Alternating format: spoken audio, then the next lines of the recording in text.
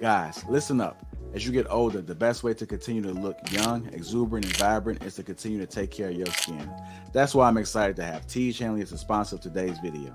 You heard me talk about them before, and you're going to continue to hear me talk about them because I believe in their products and the positive impact that they have on every man's life. TJ Hanley makes taking care of your skin so easy. They provide you with all the products you need and nothing that you don't. Every box comes with an instruction card that tells you when to use each product, how much to use, and in what order. Lapeef family, I must admit, skincare wasn't always something I always focused on, but since I started using this system, I've seen improvements in the way my skin looks and feels. And you don't have to take my word for it. They have over 5,000 five-star reviews on their website from satisfied customers from around the world. I recommend you start with the level 1 system, which comes with all the basics: a daily face wash, an exfoliating scrub, an AM moisturizer, and a PM moisturizer. In addition to amazing skin, members of TJ Hanley get tons of benefits, including at least 20% off retail price, the ability to customize your box, pause or cancel at any time, and free US shipping. And because TJ Hanley is sponsoring today's video, they're offering my viewers a great deal. Just click that first link in the description and you'll get 30% off the first box plus the free gift. Seriously, that's an amazing deal. Even though it's too early, as I often say, it's never too late. Click that link and get started today.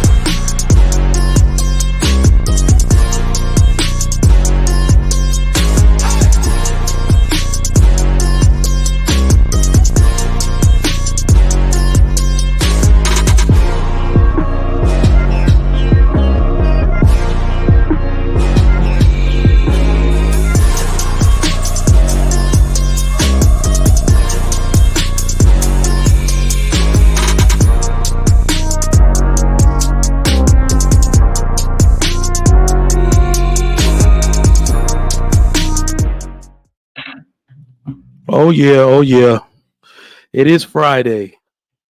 How y'all doing? Welcome to the Trigger Mike Show on the Lapeef Network, the illustrious Lapeef Network. How y'all doing today, man? It is a very good Friday. We made it all the way to Friday, man. Clap for yourself.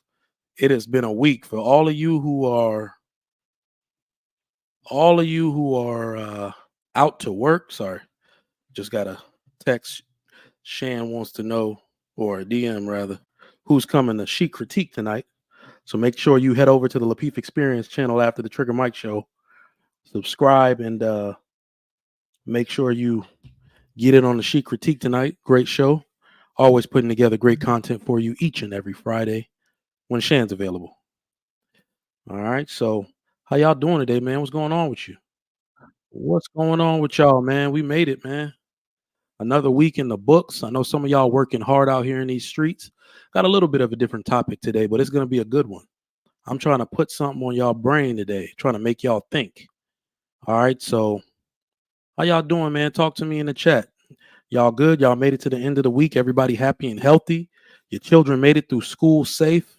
I know we got an incident where I think it's in New York or Jersey or something. Bus flipped over. 2 adults deleted, but some children are injured, but the children made it through. So, got to thank God for that. We're going to make it through, man. Keep everybody in your prayers. Each and every day is something going on out here. All we can do is protect these four walls. And I'm going to teach y'all a little bit about that today. This is going to be a little bit of an episode. I'm excited. Yesterday at the end of the show, we were talking about survival tactics, guns, knives. And of course, I'm not going to bring any guns on camera, but we're going to talk about a little bit of different stuff of a topic today. We're going to take it off relationships. We're going to take it off modern men and women. We're just going to talk about survival. In fact, that's a lie because we can't talk about survival without talking about some of the behavior of people, and behavior of people thus makes us talk about modern men and modern women. So I lied. We will be talking about that today, but it's a little bit different subject, a little bit different context than you're used to. But shout out to all the viewers. Shout out to everybody nationwide and international that tunes into the Trigger Mike Show each and every day. I appreciate you for your patronage, for your patience, and for your support of this great network and this show. You are appreciated. Thanks to all the mods, everybody in the Green Gang. I appreciate you for joining and subscribing to the Lapeef Network. Do me one favor, as I always ask you to do on these broadcasts. I am a new YouTuber, all right, new YouTuber of sorts. This show started in January, and we've been doing great things ever since. I started a new job back in May, so I took about a month and a half break doing shows here and there, but we've been going strong. We've been going strong.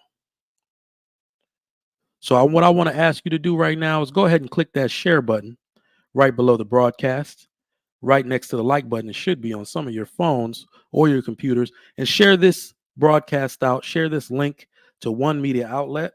I'm going to share it to my Facebook. I'm going to send it to a few people on Instagram. We are live right now. So let them know we are talking about how to survive the apocalypse today. All right. Let me say what's up to some people in the chat.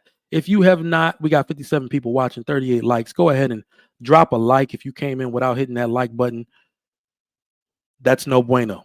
Make sure you hit that like button. Let's get 40. Can I get a 40? Can I get a 40? Can I get a 39, 39, 39, 39, 39 likes, 39 likes? Somebody hit the like button. Somebody hit the like button. Can I get 39, 39, 39, 39, 39? Him gonna be for 39, 39. Damn, y'all stingy at 38. This is crazy. Somebody hit the damn like button. Please, is that a stretch? 39. Can I get a 40? Can I get a 40? Can I get a 40? Can I get a 40? Somebody hit the like button. Can I get a 40? Can I get a 40? Can I 40? Thank you. I thought I was talking to myself for a minute in here. No, you didn't. No, the F you didn't. Trigger Mike got goats in his backyard, so he good. No, you didn't. No, you didn't. And what if I did? Can't do that here with the HOA. But it may be a good thing that me and my wife haven't purchased a house because there's a lot of opportunity here. I hear there's even like a USDA grant or something, or loan grant, something that you can get, because I do live in a developing area. It's like Sugarland was 30 years ago. It's like Cyprus was 30 years ago. Just rice fields, but now started building all these houses out here. So I hear that all I got to do is get a little bit of livestock, and that's going to do wonders for my taxes. But you can't do that here in the HOA. They're not going to allow you to have any livestock. I live in a master plan community. Everybody loves these out here. Great to raise children. Parks everywhere. Our pools, that we got tons of pools. We got damn water park in my neighborhood.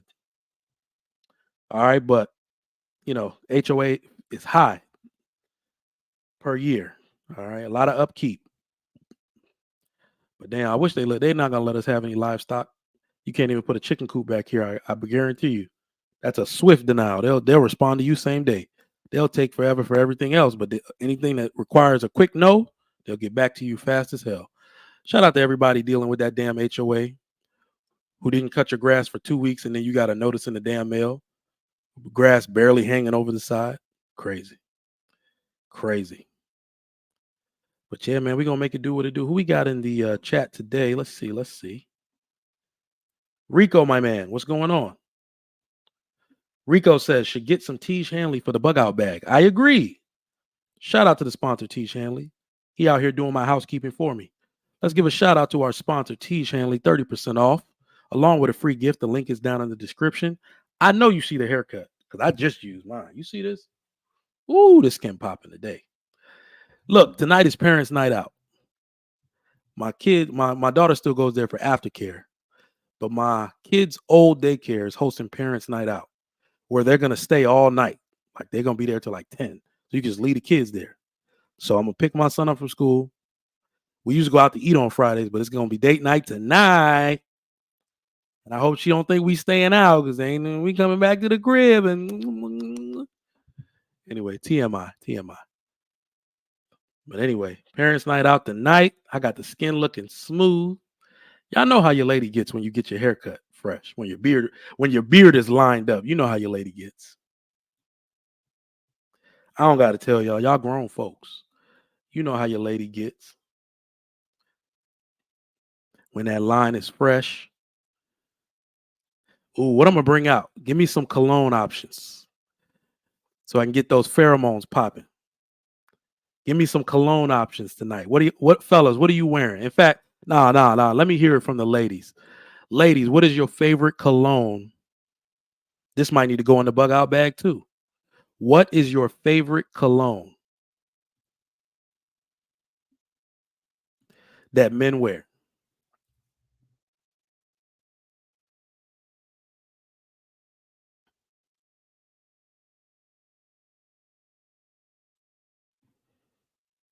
What is your favorite cologne? Sauvage. Damn, who makes this? Who makes the Savage cologne? Isn't it Johnny Depp? Who makes that? Sauvage, yeah. Dior. Oh, Lauren Mack. Which one though? Back when I was wearing the YSL, they had two. They had a daytime and a nighttime. The nighttime was my shit. I know people like the different. It's El Homme and La Nuit de El Homme. La Nuit de El Homme is the nighttime. That was my favorite one. But that YSL been hitting for over a decade. Let me tell y'all what I bought a few weeks ago, actually. I hadn't bought it for years. I wore it right when it came out, like 2010, 2009, 2010. I was a big 1 million fan. The gold bar, but now they got like 6 of them. So I didn't go back to it. I was doing Blue Day Chanel for years. I was doing the YSL for years. I did Polo Red for years. That was more like sporty. That was like an everyday one. Because I was working at like Houston Methodist. And for some reason, women kept like smelling me and looking. I have this thing about being taken seriously at work. And then I felt like I'm out here trying to stunt or something, like, you know what I mean? Putting on that much cologne every day. I liked the Polo Red because it was a little more subtle. I wasn't going to wear such a strong smelling cologne. Wasn't trying to draw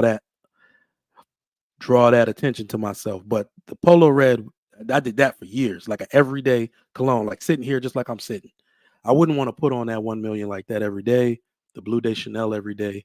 I feel like some of those are stronger scents. Women look at you like they want to lick your face. Oh, Oh, Black Baron.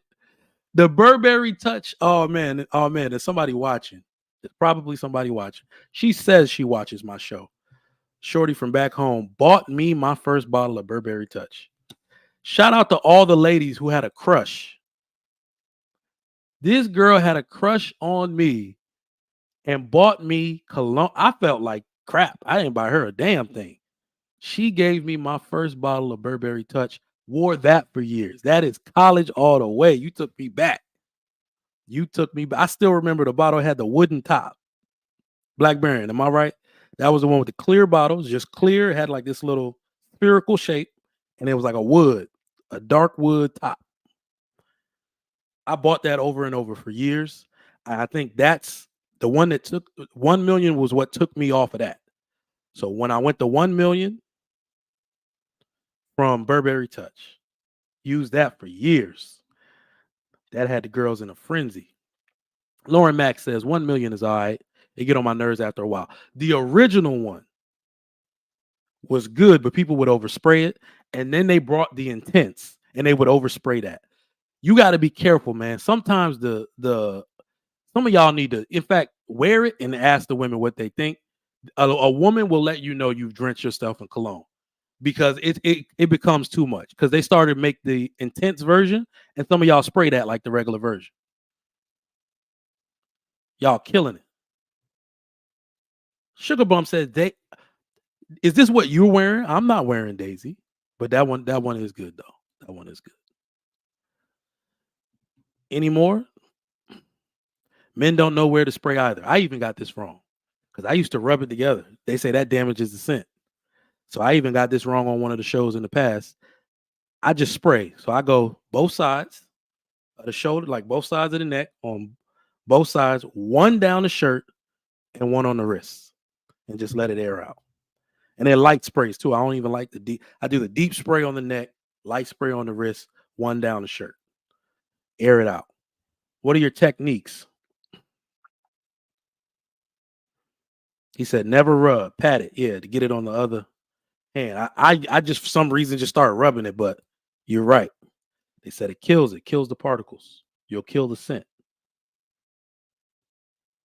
Yep. The heat spots. I think What We Know podcast, there's two of them behind your ears, right? Pressure points or something? Like those heat spots they're talking about. Azaro, who makes this one? Or is that the brand name? I haven't worn that one. Azaro. Seems like they got a few of them. Which one? Azaro Most Wanted.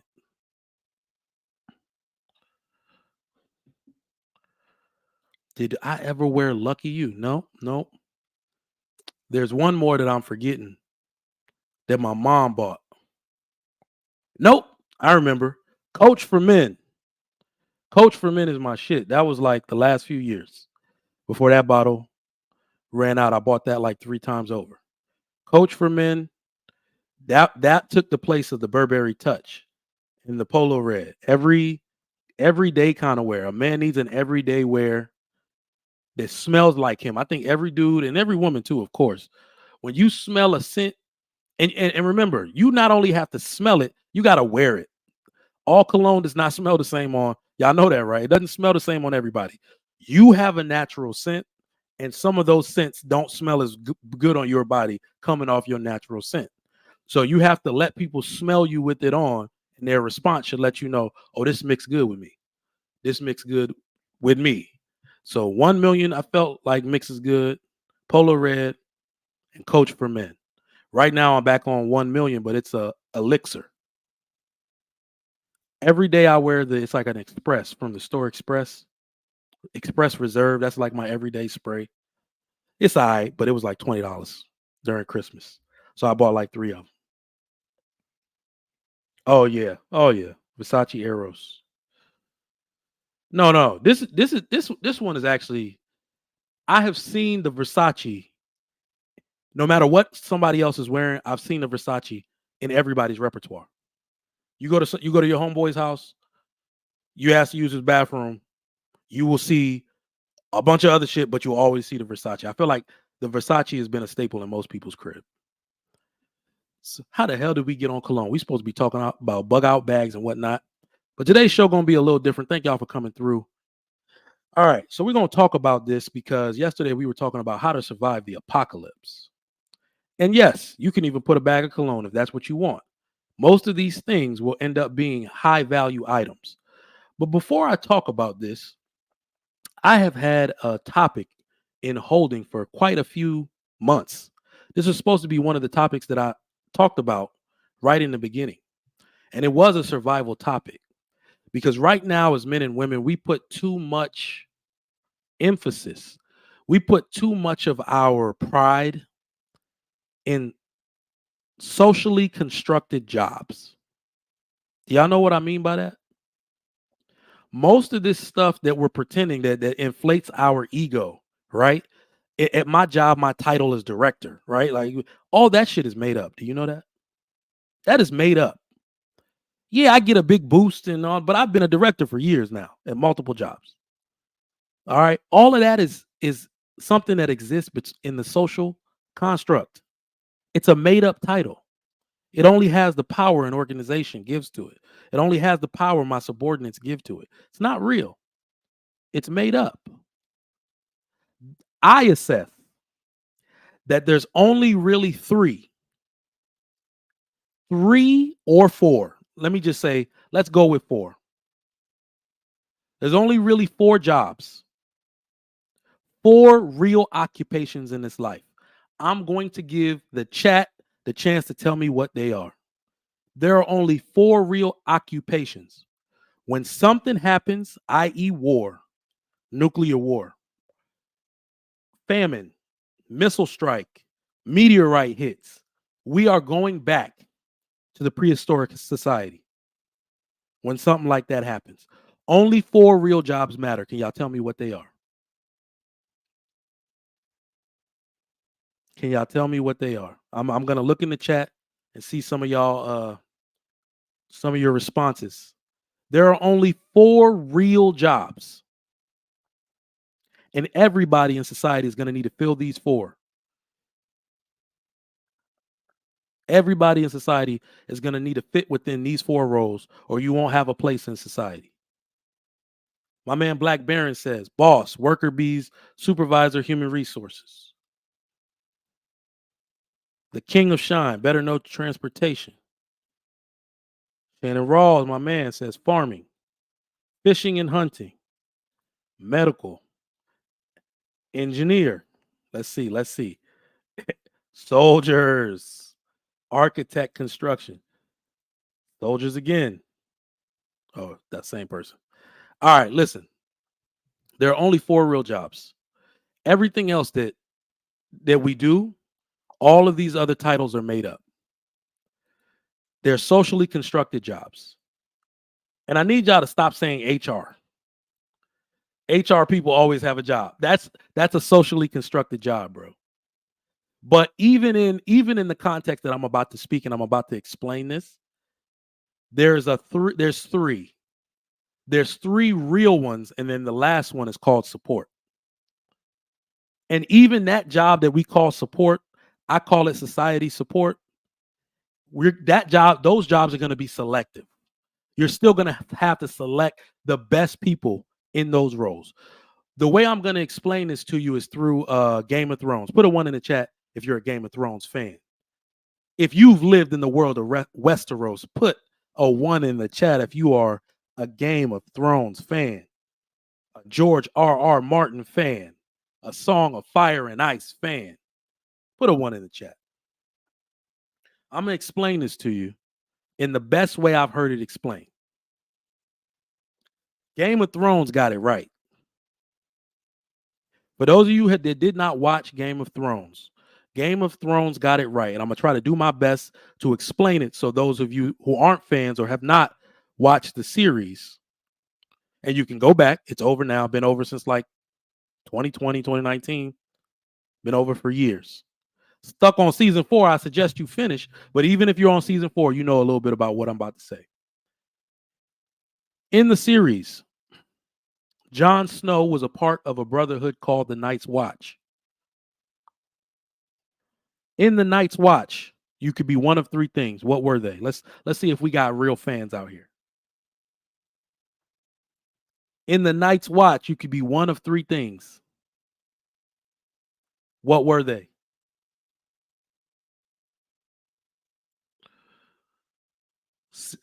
We picking memory banks in here now. You could be one of three jobs.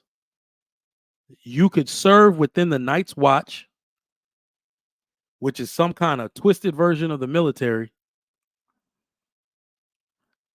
And yeah, it was only men. But nobody remember what you could be in the Night's Watch? Oh, no, y'all not real fans. We don't got no real fans. Nope, not the Watcher. That's not the term. Defender is not the term. Game of Thrones actually got it right. The way, there you go. I saw it. You could be a ranger. You can be a steward, not steward. You can be a steward with a D, or you could be a builder. Ranger, builder, steward. Those are the three real occupations of Earth, of human beings. I call the Rangers warriors. Let's take a look at the textbook definition of the word warrior. Warrior definition. A warrior, especially in former times, a braved or experienced soldier or fighter. All right. You can be a warrior. You can be a builder. Some of y'all said it. Engineers, architects, construction hand, construction foreman. Essential to the vital needs of human beings. In the hierarchy of needs, you have a need for food and water. You have a need to be protected from the elements. All right? Food and water, physiological needs for your body. After that, you need to be protected from the elements. Rain, snow, sleet, hail. You need a roof over your head. You need cover from the coyotes and the wolves that would otherwise come eat your little children. You need cover from that. Warriors, builder, steward. Y'all said farmer. You need people that can farm the food and the cotton to make clothes. You see where I'm going? Those are the only three jobs. Everybody else is supporting those three jobs. That's it. Those are the only real occupations on Earth. Everything else exists within the social construct. We built it. So I don't know why so many of y'all are high on the horse because you got a job. I got the job. All that shit fake. One bomb drops, we going right back. Nobody needs an administrative support specialist anymore. One bomb drops, all that shit is over with. Only three real jobs. Society support. So the fourth, my man Shannon Rawls basically got it. I was going to put this in the steward category, but let's see the steward definition. I think healthcare workers are stewards, but steward is a person who looks after the passengers on a ship, aircraft, or train and brings them meals, a person responsible for supplies of food to a college, club, or institution. So yeah, we're not going to put that. I call it society support. That is your medical people. Those type of workers. So 4 real jobs: warrior, builder, steward, society support. Those are the only real jobs on this planet. Everything else is fake. One nuke, my man Jordan said it, game over. Now, let me tell y'all, when I got into an argument, I don't know why people always argue with me over these things. I got into an argument with a bunch of ladies over this. They were just yelling out jobs. And I seen one of them here. Somebody said social workers. A peace of mind. Can you let me know if you're a social worker, please? Are you a social worker? No shade or nothing. Are you a social worker? What I found is that when I have this discussion with people, people try to save their occupation because they're in it. People be like, no, can y'all name the number one thing that everybody was saying we needed that I had to burst their bubble and tell them we don't need? They were trying to save their job in the apocalypse, boy. They were really trying to save their job. But one thing you can understand, and I'm going to let you know after somebody gets it. What's the one job you think everybody's going to try to save or say we need, but we actually don't need it?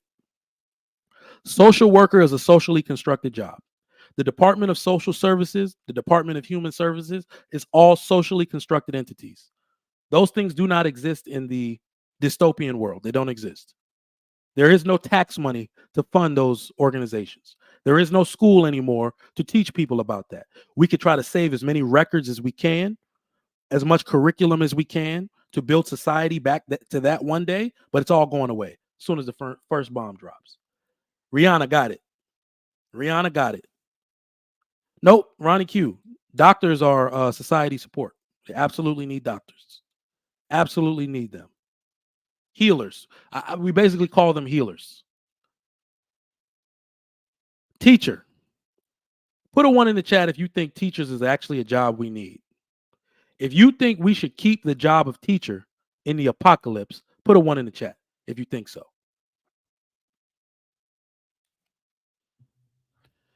Sugarbum asked a good question. She said, what kind of apocalypse? Let me get the definition. Because apocalypse is not actually a biblical term. There is another term that is non-biblical.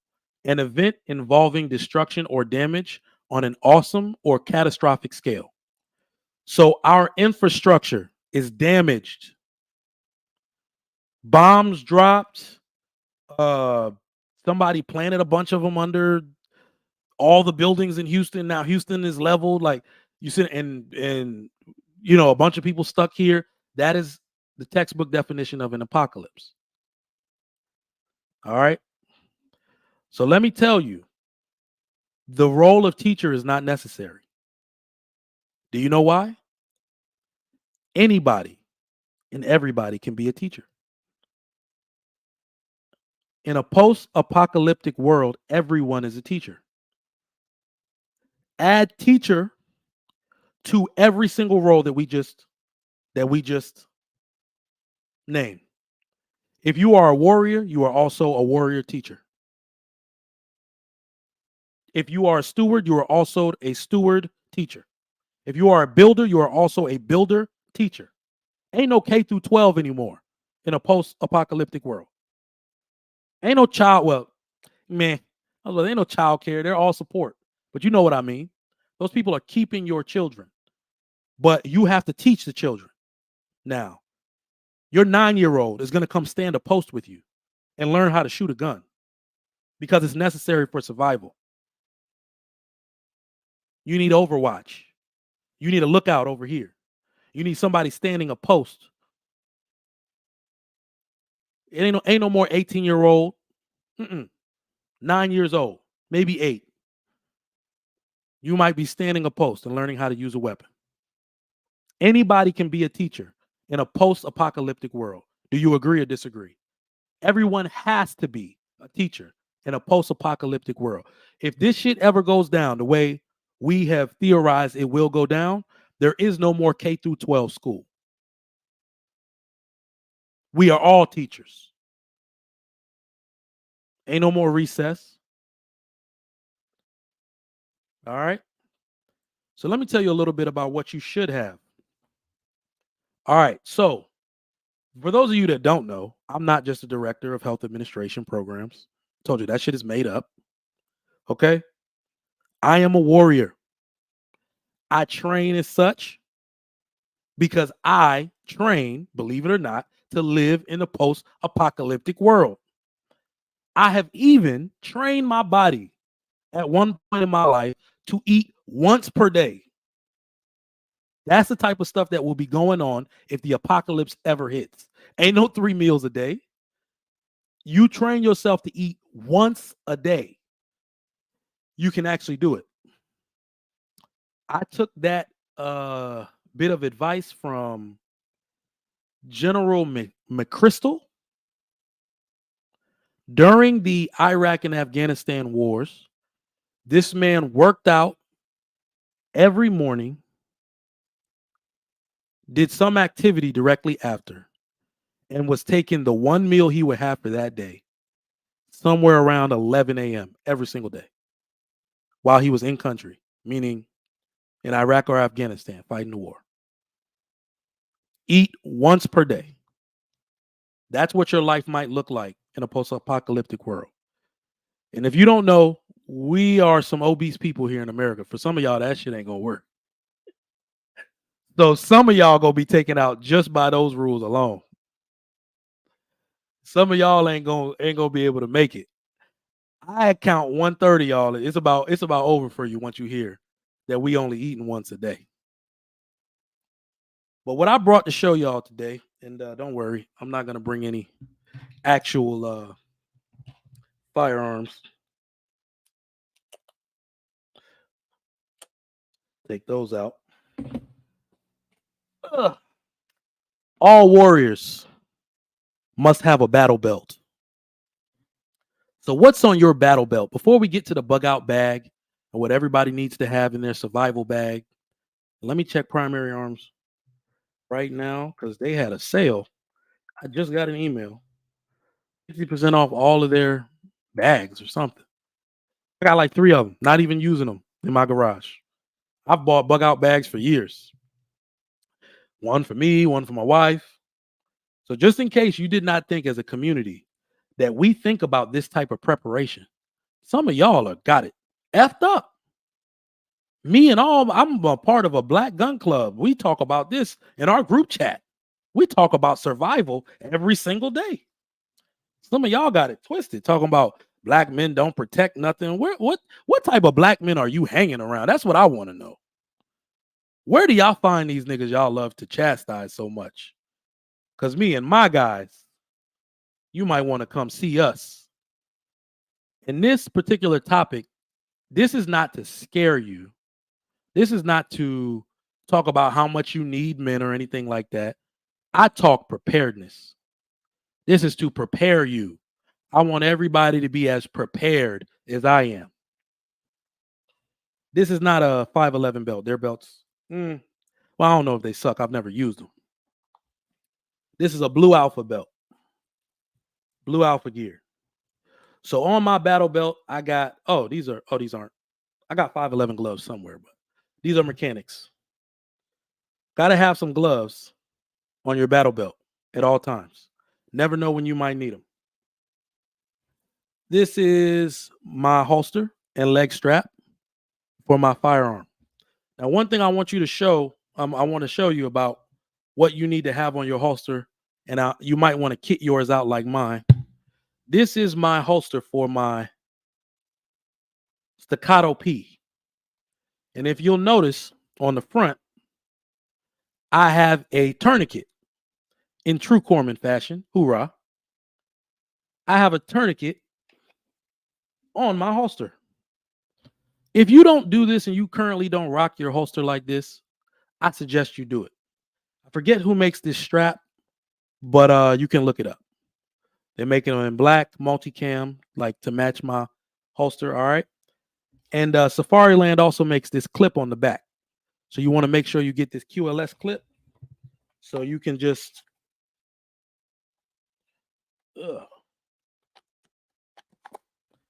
clip your holster right to your battle belt. All right. Gun goes directly in there. It's a level 3. So I can put the hood up, lock it. It's in place. The reason why I would suggest that you get a holster like this is because this is a locking holster. I know many of y'all have seen videos where people are snatching people's guns out of their pocket, snatching them out of their waistband and shit. You're not snatching this. You have to be me. You basically got to be me to know how to snatch this out of somebody's holster. This is locked in place. You got to press this button on the other side and drag this. This is locked in place right now. So you got to learn how to push down, push forward. By the time you do that, I'm going to elbow you in the face. So get yourself a locking holster. All right, Safari Land. This is a 6000 series. I think it's a 6360 or something like that. But yes, get you a level 2 holster. Will lock the holster in place. Put a tourniquet on the front of your holster. You never know when you're going to need it. All right, let's move around the battle belt. For those of you who keeps a knife on you every day, ladies, please, your protection is of the utmost importance. If you don't feel comfortable carrying a firearm on your person every single day, at least carry a knife. And by carry, I mean in your pocket. I just took a shower before I came on, so mine is in my other pair of jeans, but I'm going to grab it real quick. But on my battle belt, I have a custom-made holster. And this is a Hogue EX F02. This shit nice, right? Don't lie. Don't lie. This is that. You don't need this all the time for protection. In a post-apocalyptic world, you're going to need to gut some fish. You're going to need to cut through wires. You're going to need a knife and a knife sharpener of some sort. You got to have a knife on you. All right? Get you a little knife. I'll put a link to maybe something, Artisan Cutlery, CJRB, Civivi, some of these new knife makers that make a really good knife. But this is a Hogue EX F02. And don't go get mine. Don't be biting my stuff. All right? Go get your own knife. All right? Another tourniquet in true Corman fashion needs to be on your battle belt. When people get shot, when people are about to bleed out, you're going to need this. All right? Tie off those areas so the person doesn't bleed. Tie off the highest part of their extremity. Hopefully you don't get shot in the shoulder. All right? If they got shot in the leg, tie it off at the top of the thigh. All right. Again, I was a corpsman in the U.S. Navy, for those of you who do not know. FMF corpsman, Fleet Marine Force, which means I was attached to the Marine Corps. I wore their uniform, but my uniform said U.S. Navy. All right. This is my medical kit. If you don't have one of these in your house, you need to get one. All right. Basic stuff. And then look at the bottom. I got another tourniquet. Tourniquet. You're going to need this. So make sure you get one. It's probably going to come. This particular med pack is from, it's called Trauma Pack. Who makes the Trauma Pack again? They're always sending me stuff. Who makes the Trauma Pack? High Threat Innovations. So highthreatinnovations.com. Get all this stuff on Black Friday. You want a med kit, survival kit, bug out bag, whatever. This is the best. They actually could pack it up for you, but I added some of my own extra stuff. So the way this works is you just pull and the bag comes out. So let's go over some of the stuff that I have in my med kit real quick. Sting relief for insect bites.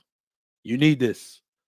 Those of you who are going to be trekking through the woods and want to go nomadic and want to start living outside, obviously you're going to need stuff. You're going to catch some of the most wicked infections you've ever caught out there. So here's some knowledge for you. One of the things that you need to have in your bug out bag, and most of y'all won't even understand this because we live a very pampered lifestyle. If you're going to go live out in the elements, you're going to need to stay dry. Can anybody tell me why in the chat? You're going to need to learn to stay dry. You don't know how vulnerable your skin is. You don't know how vulnerable your skin is until you can't keep it dry.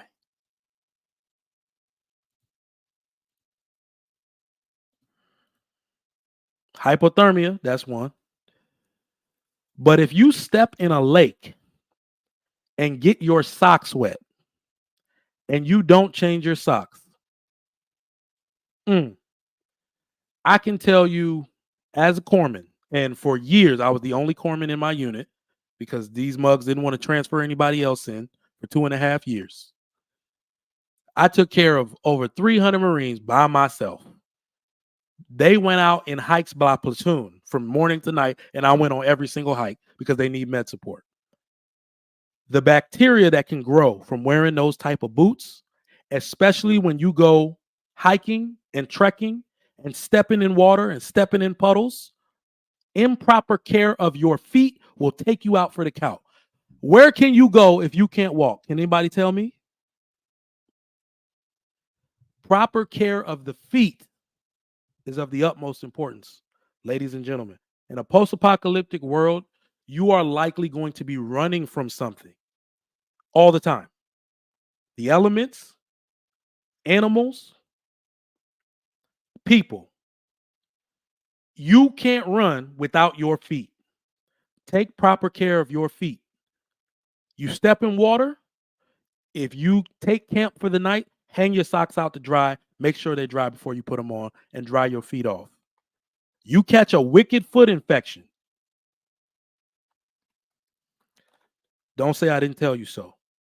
Naturally, in your med kit, you need bandages. It's also a good time to make sure none of this stuff is expired. I haven't opened this bag in about 6 months, actually. Compressed gauze. All right, this is all comes standard in the High Threat Innovations on their website. You can pick what goes in your bag.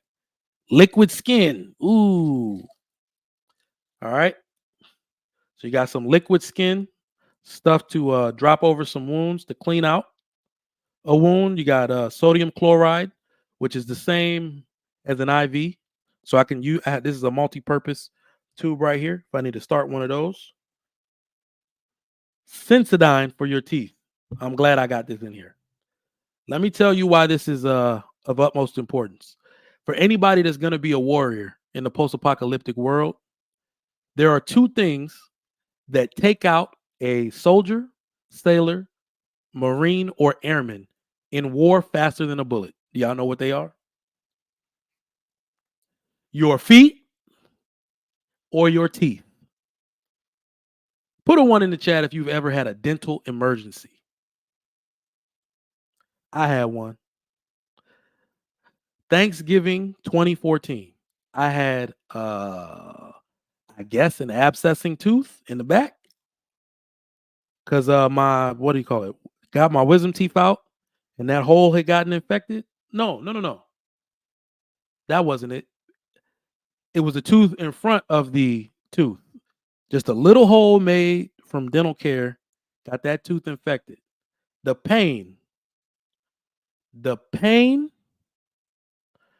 from an abscessing tooth or a dental emergency, you're not doing anything. If you're fighting, you're going to get got. If you shooting, you ain't shooting no more. Sensodyne. Numb those gums up until you can get that tooth extracted. Improper dental care and dental emergencies will take you out of any fight. Don't sleep on it. This is all battle proven.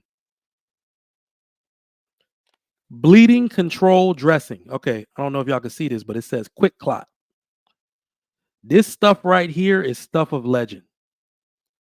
Now, I'm not going to lie to you. I don't know if they've revised the formula for the stuff they use this for, but this gauze has saved more Marines, sailors, and soldiers than you could possibly count. You pack this stuff in a gunshot wound. Quick, and I mean, it will expand and create a clot so that Marine, sailor, or soldier will stop bleeding. You need quick clot in a post-apocalyptic world. I'm not going to lie to y'all. The second a bomb drops, I'm going to the closest military base because they got all this shit. They're the ones with all of this. So you got to think, nothing coming in the mail no more in a post-apocalyptic world. Nothing's coming in the mail. So I got to go where they got all the supplies already.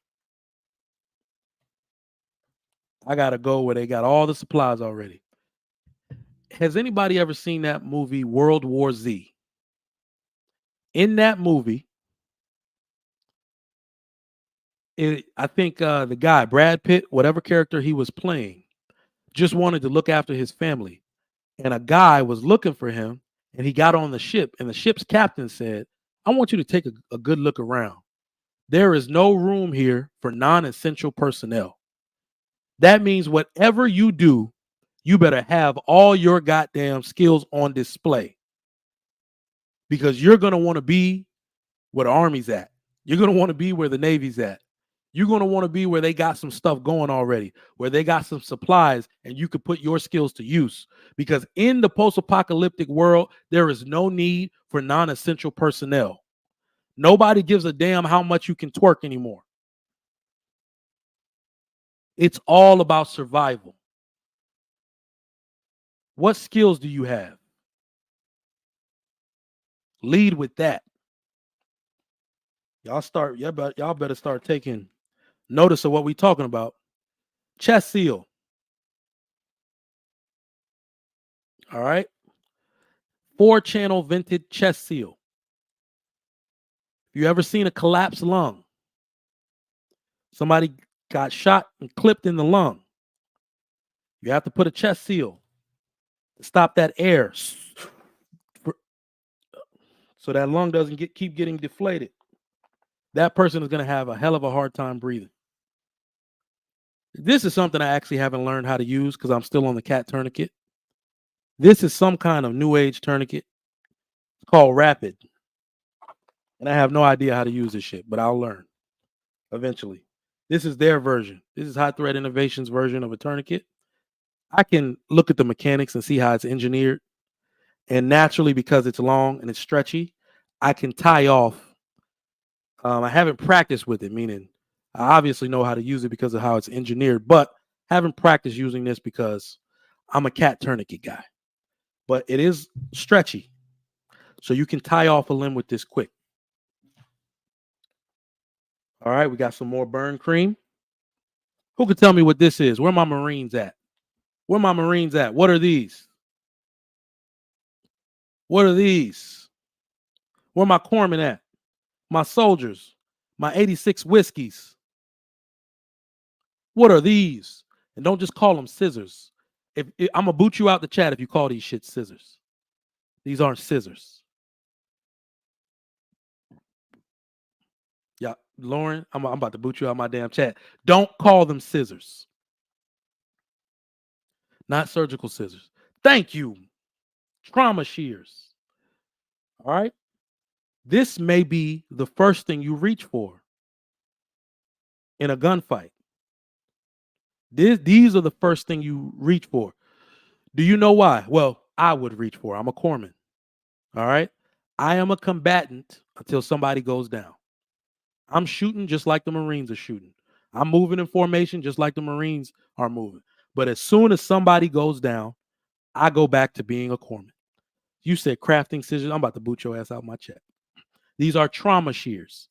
Why would I need these if somebody gets shot?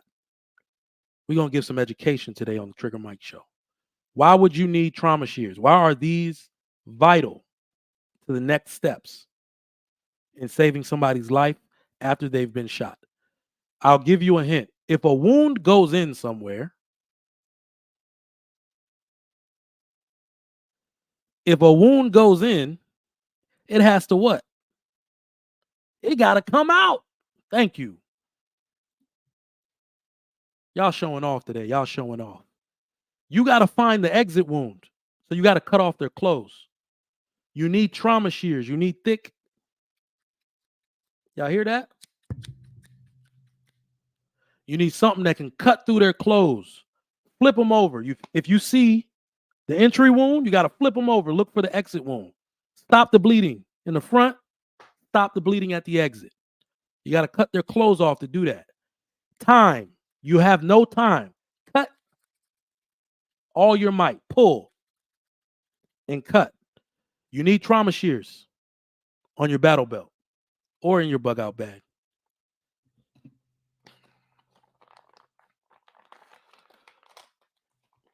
All right. Pressure bandage. Pressure bandage. You need actually a few of these.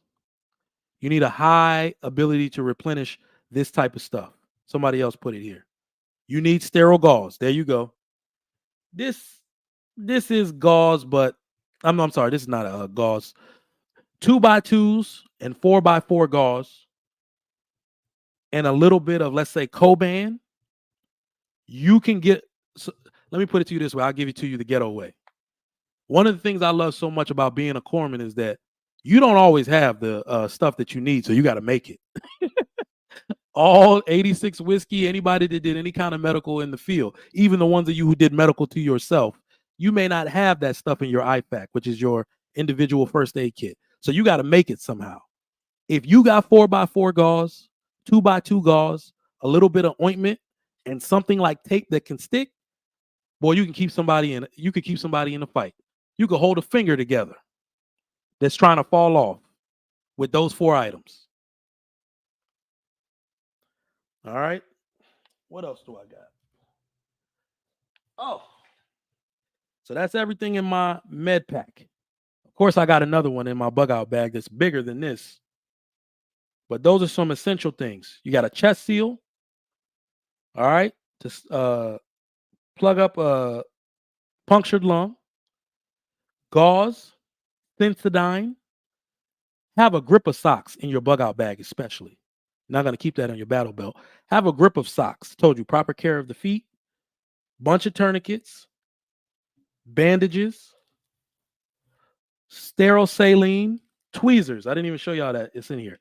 Tweezers. It's the little things, okay? Splinters and stuff can give you an immense amount of pain. Splinters can give you a lot of pain. Now, I don't know why, but I did save this for last. This little thing right here. This is on my battle belt.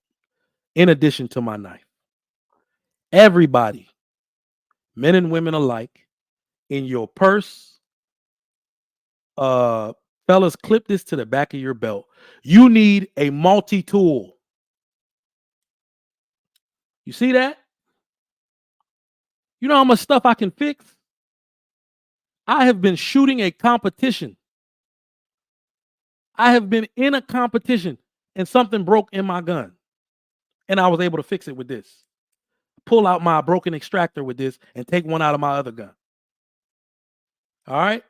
Now, this is a Gerber. Gerber Truss. Leatherman makes good ones too. Edward Gilbert said he got a Leatherman. All right. This is a Gerber. That's all they gave us in the military were Gerbers. Well, for my unit anyway. I know that you can choose which one they listen. When you're about to deploy or you're going through deployment training anyway, just be prepared to get a bunch of free shit. You're gonna get more free shit than you ever got in your life, and it's gonna be expensive.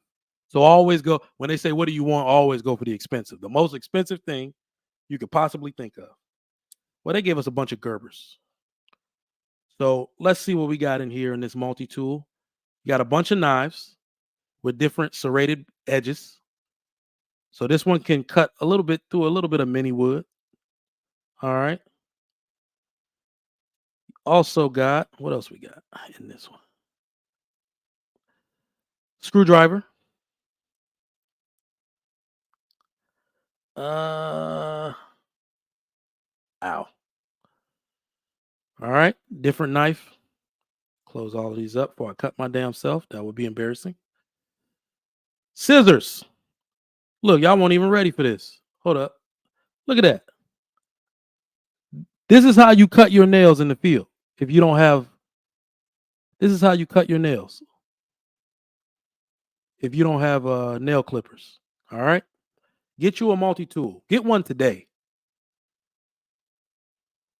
This, I use this to like a little mini flathead screwdriver sometimes.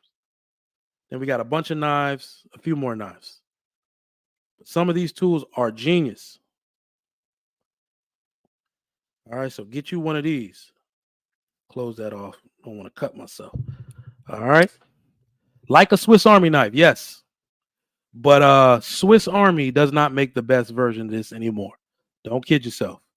Leatherman and Gerber probably took over years ago, making these multi-tools. Far more. They're made out of way better stuff, way better material. Swiss Army knife is the little, is the original. But this is way better. I'm going to drop the link for those of y'all that want to come up and talk about this type of stuff, because we're going to get into a little bit. We've talked about some of the core essentials that you need to survive the apocalypse. But I want to talk to y'all about some more societal issues that we are going to encounter once this starts to happen to our society. All right. So remember, there are only 4 real jobs, and I want y'all to come up and talk to me about this. Only 4 real jobs in society, which are warrior, builder, steward, society support, which are your healers, doctors, nurses, CNAs. No, in fact, no. CNAs, some of y'all are, some of them are trifling now. We don't need the CNAs. Never mind. We good on the CNAs. Now, not gonna bring any guns on cam. But if you were to choose one gun, in fact, I'm sorry, we'll start with handgun. If you were to choose one weapon, one firearm, and we're talking about handguns first, what would it be? If you were only going to have one weapon, what would it be?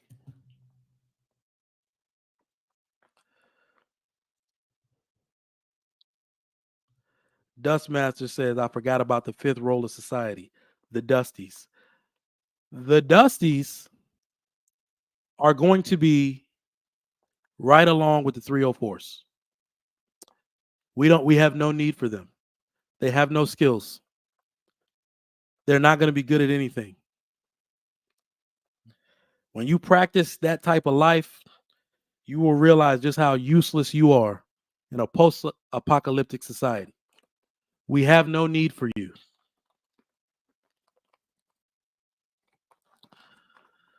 Y'all say we need bait. Nope. I'm not in my oh, let's see. Black Baron says Glocks will be in abundance. So let me tell y'all a little bit about this. For most of you, a striker fired pistol, I have to look that up if you don't know. A striker fired pistol will probably be your best bet. And Glocks are striker fired pistols. Glocks are striker fired pistols. Glocks are known and have been known for our whole lives, at least, as the most reliable gun on the market. They are the ones who perfected the striker fired handgun, the gun that would run in rain, sleet, hail, snow, or mud. Put a 1 in the chat if you agree with that. If you're a Glock fan, put a 1 in the chat. I'm a SIG guy, so not me. My man Advanced Perception says $5. Post-apocalyptic resume. 2A certified, my man. Hardware tech. Firearms smith. Cook. Physically capable firearms carrier with good hands. Just an FYI. He is coming along in the new society. We have need for him. My man Team Fatty, the foreigner, says BB gun. You're not welcome in our new society if you ain't gonna bust a grape with that damn BB gun. You know what? We're gonna need some entertainment and some YouTubers. Fatty is invited to the new society. He can keep us laughing. All you foreigners that hate guns, just wait until you have need and you can make use of them. Uncle Jeff, what's going on with you? Oh. What do we got? Ruger. A Ruger what? Somebody said Glock is expensive. Glock is not expensive.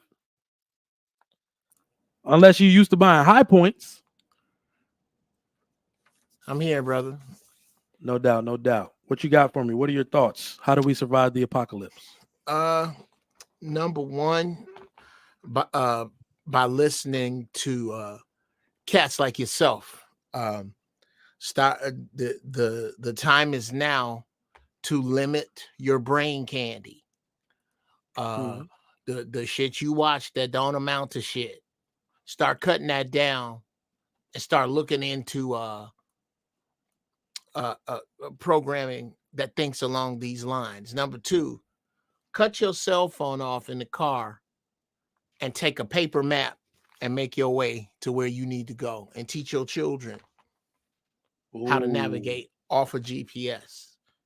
How many of you know that the sun rises in the east and sets in the west, which means if it's in the evening and you turn your face toward the sun, the north is to your right. Mm. Just simple stuff like that, to where you're gonna have to learn how to live analog again. You're gonna have to learn how to if you had to throw, which you, in my opinion, if you got to run, you got to throw anything away with a GPS. If you have to navigate and make your way in a world that's only been electronic for you, you're gonna be in trouble. Absolutely. You're gonna be. And my favorite weapon, maybe because I'm an old fart, is a 1911 body, brother. I'm good with a 45. I'm good with a 45. All right. Well, you're probably going to be the bear gunner. You're gonna need to save those rounds. That's low capacity. 1911s are low capacity. Yeah. Well, I'm a Marine. I'm one shot, one kill. I rock a 45 because they don't make a 46. That's what Right. that's what my white friends say. Oh man, that's funny. Like, why are you rocking a 45? Because they don't make a 46. Dude, okay. You know what it is I love so much about a 45 is that round is so fucking fat as you can see it coming. You just can't get out the way. You can actually see a 45 go down range if you look at it. So hear me out. There's a guy who he teaches like reconnoitering, basically like living in the woods. Mm-hmm. And they said that they encounter a lot of bear attacks and stuff like that. Mm-hmm. They said he carries a 22. Really? And he waits until the bear. So no. He carries a 22 pistol. Pistol, okay. And he's killed multiple bears. Like that, they have to attack first. Okay. But he's old. They said the man is in like his 60s or 70s. And naturally, you would think if I'm gonna put down a bear, I need a 45 at least. Right. So I'm gonna carry a handgun. They say you wait till the bear opens its mouth and you pump him full of 22 pellets. Because those bounce around. So they're gonna go through his brain, they're gonna go through his okay. I was like, damn. They say if you can't break his flesh, you're just gonna piss him off with a 9mm. You might even piss him off if you don't hit him in the right spot with a 45. With a 45. Say, wait till he opens his mouth when he roars and you hit him with a couple of those 22s and he's out. I was like, damn. Get the fuck it, bruh. What if I so hit a tooth? Do you know the history behind that? No. 22 caliber used to be illegal because it was what the mob was using to kill so many people. Yeah, because it's so nasty when it hits. Exactly. You. That's why you live from a 9mm round through the face. Right? But a 22 is gonna bounce around in your head. And just chew up. So they were outlawed for years. Wow. Yeah. Yeah. See, I got too many friends I know got these stories. Yeah, okay. I got shot in the shoulder with a 22, but it came out my right ankle. Yep. All that. Yep. So I have never I've tried to qualify with Glocks, man. Every Glock I pick up, man, I'm terrible. I'm high into the right. But a 45 is just I don't know. Maybe it's because in my formative years when I had to qualify for it with a weapon, the 45 was what we used in the Marines. Mm-hmm. So we didn't have to qualify with the pistol, but I did anyway because, well, shit, it was free and it was fun and it looked good. When you up for the next rank, you took the time to go be qualified with a pistol. So I got really, really comfortable with a 45. So other things I can shoot. I can focus in and get accurate. But bro, I can pick a 45 up off the table and trick shot with it. Like I'm comfortable with that. Glock, something about it. It just the kick to the ones that I've used. I'm up into and I'm left-handed. And I just wind up and to the right. I don't know if I'm overcompensating, if I'm breathing wrong. I don't know what, but I know I can put that down, pick up a 45 and get your ass. For real. I mean, in human, like, first off, it's a higher caliber, so it's gonna make a lot of noise. So Mhm. everybody gonna know somebody just got shot with a 45 with a 9mm too. But yeah, you're gonna leave a pretty big hole, especially if it's a hollow point with a Oh yeah. 45. That's gonna be a bad day. I would never want to. I would never want to pack one of those wounds. Well, yeah. Well, a bullet is an incredible insult to the human body to begin with. Um, so you really don't want to get shot with shit. But for me, for home protection, um, I'm not worried about it going through the person, through the wall, out, down the street. No, this big ass slug is gonna hit you and stop your ass. It's gonna stop. It's gonna stop Nice. you. All right. Before I answer this question, y'all go ahead and show some love for all this knowledge we are dropping for the people today. If you're just tuning in, welcome to the Trigger Mike Show. We have 130 people in here, 107 likes. Go ahead and get those likes up. Let me answer this question from Lauren Mack. She says, when you shoot, you should exhale when you shoot, right? No, you should not. When you shoot, your breathing pattern, you need to shoot within the natural pause. Once you do this the first few times and you go and have one range session and teach yourself how to do this, your body will start doing it automatically. You inhale, you exhale, and you pause. Don't hold your breath because then you're going to start shaking. Inhale, exhale. There's a natural pause that occurs. Inhale, exhale, pause. In that pause, shoot. Pressure straight back on the trigger, fire your shot, and repeat. If you'll notice what I want you to do, well, if you shoot, I want you to just breathe. Hold your gun sighted in and breathe and watch your sight go up, down. This is what happens when you breathe while you shoot. All right, you're just going to watch your sight going up and down, up and down. So you shoot within the natural pause of your shot. Appreciate that question. If y'all got any more questions, man, I'm an expert at this stuff, so y'all can holler at me. Now, What up? um, to co-sign what you're saying, when you go to the range, a lot of times some ranges won't. The ones out here will let you rent a laser sight. If you want to see what breathing and holding a pistol does to a Oh target, yeah, put a laser sight on it. man. If you You want to are see all just over the how much, place. hold on. If you just want to see how not still you are at any given time, go ahead and put a laser on your gun. Even when you think you're standing still, this is what your laser is doing all Yeah, over the day. yeah. Woo! And think about this. You know how you can take a line and you think the line is straight or it's Mm-hmm. going to a particular straight point. Angle that point where you start off 2 degrees and start drawing that line and go down 2 feet and see how far you are off. It only takes it's a very difficult thing to shoot a target, not a paper target, a moving target in the offhand position with a pistol. It is that TV shit will get you shot. It'll get you it'll get you hurt. It's not the same. It's Let me talk on this real quick. So those of you, when I said everybody makes a reliable striker fire pistol now, y'all need to check this brand out. Mechanics are now the shit. All right, these now have the reliability score of a Glock, but they have the trigger fame of a Walther. All right. So it's basically it's a Turkish gun. In fact, the real name for it is Janik, like with a J.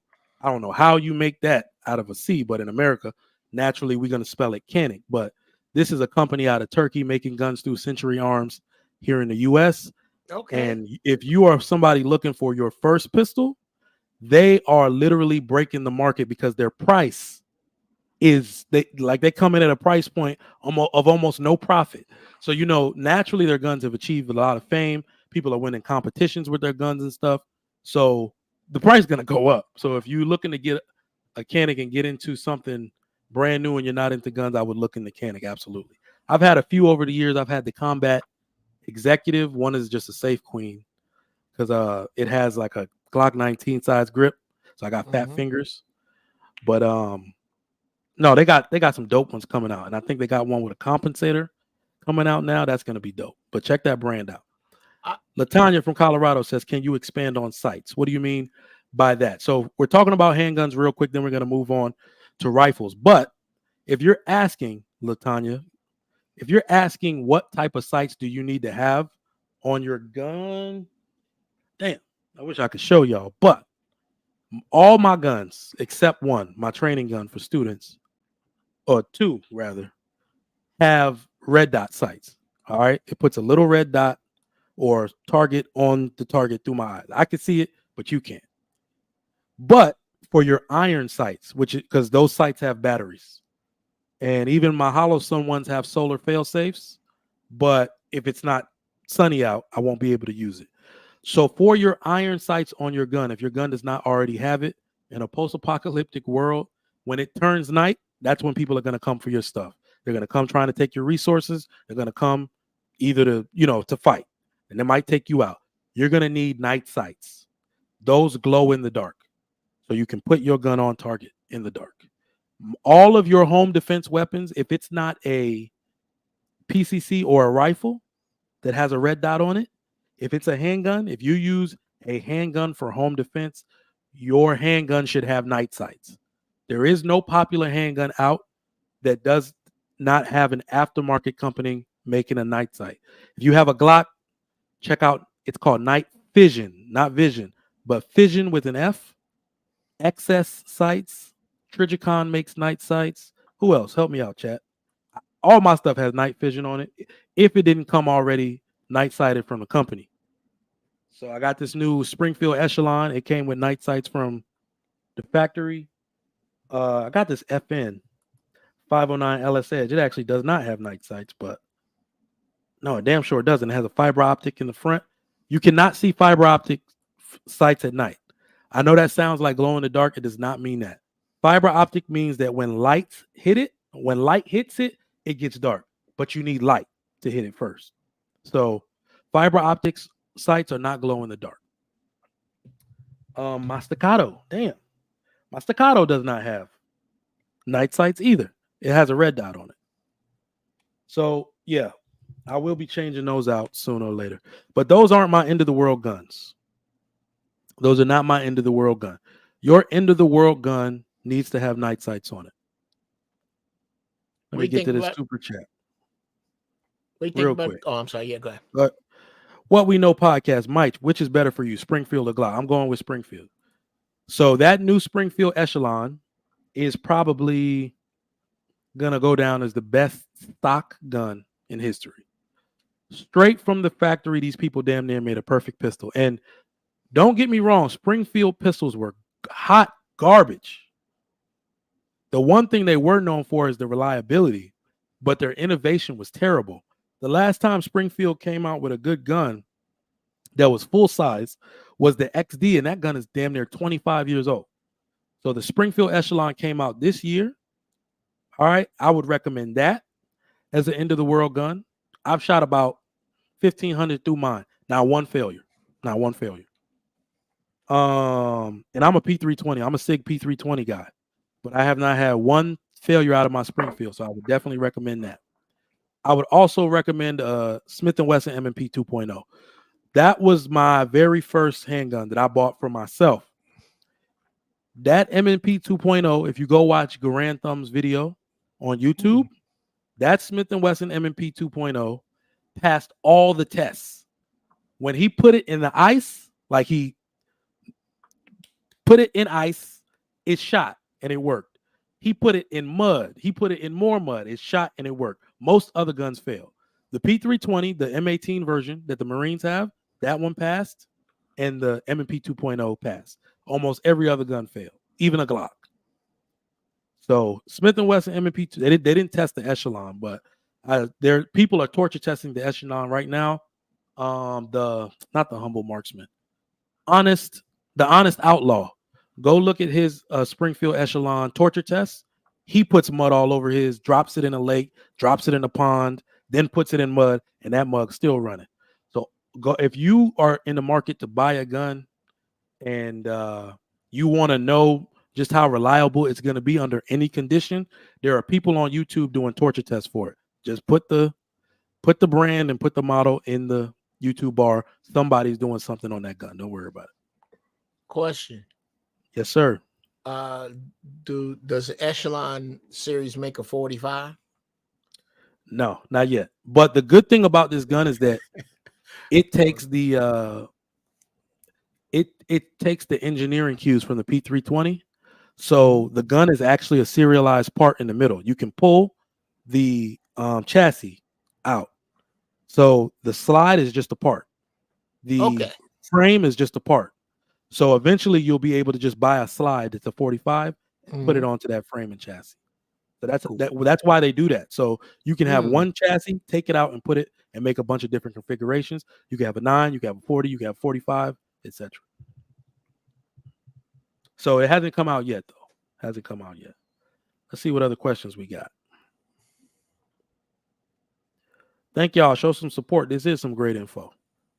Badass Thing says he got a 2.0 Pro. Oh, you badass. That Pro models. I know a few people that shoot it for competition. The 5-inch long slide. Pause. Let me drop the link for those of y'all that want to tell me what y'all rocking with. Please don't bring any weapons on cam, but we're going to talk about rifles now. What is your end of the world rifle? Uncle Jeff, take it away. Well, because I'm so familiar, the weapon I'm familiar with is the M16. So AR-15, no question. They're basically Camaro Firebird.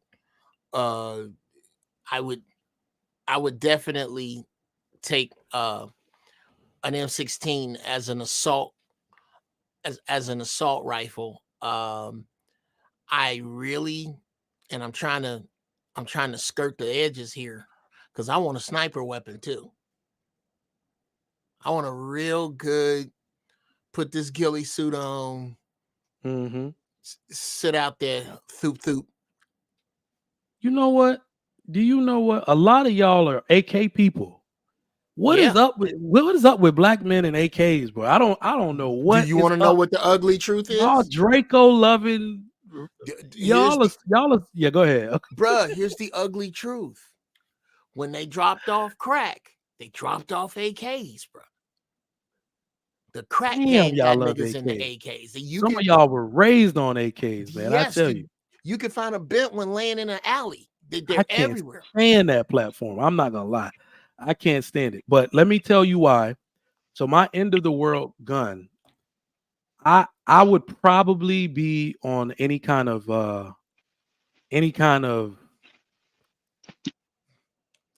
it's because I'm about to say I'm not gonna be on a sniper squad. I don't even feel comfortable being Overwatch.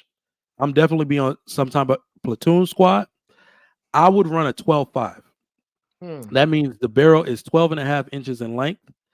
That barrel can get me out. I can actually shoot up to 500 yards with that, but it's also made for close quarters combat.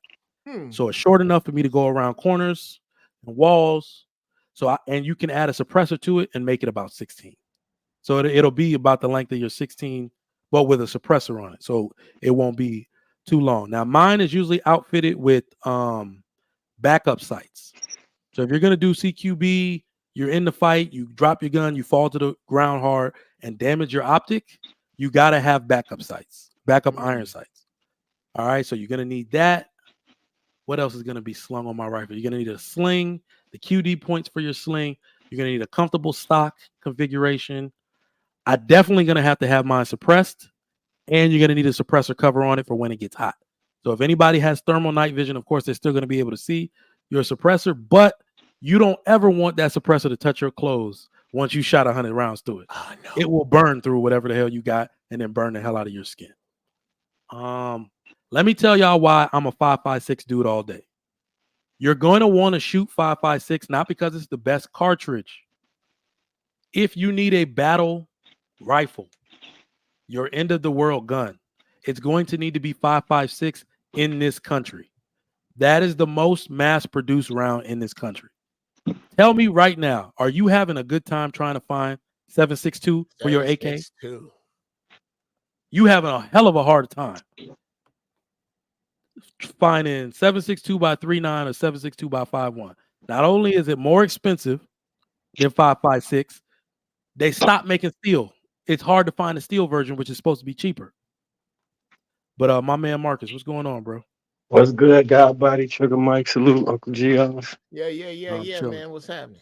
Shit, I can't call it. Hey, so the AI, you on point with the M16 of the AI, because one of the things when you was talking about ammo supply or shortage, that's one of the reasons I love the AI so much, because you could just slap a new up on it from almost damn near any caliber, and then you can get an AR-10 Yep. and go to the next, you know what I'm saying, Yep. couple calibers.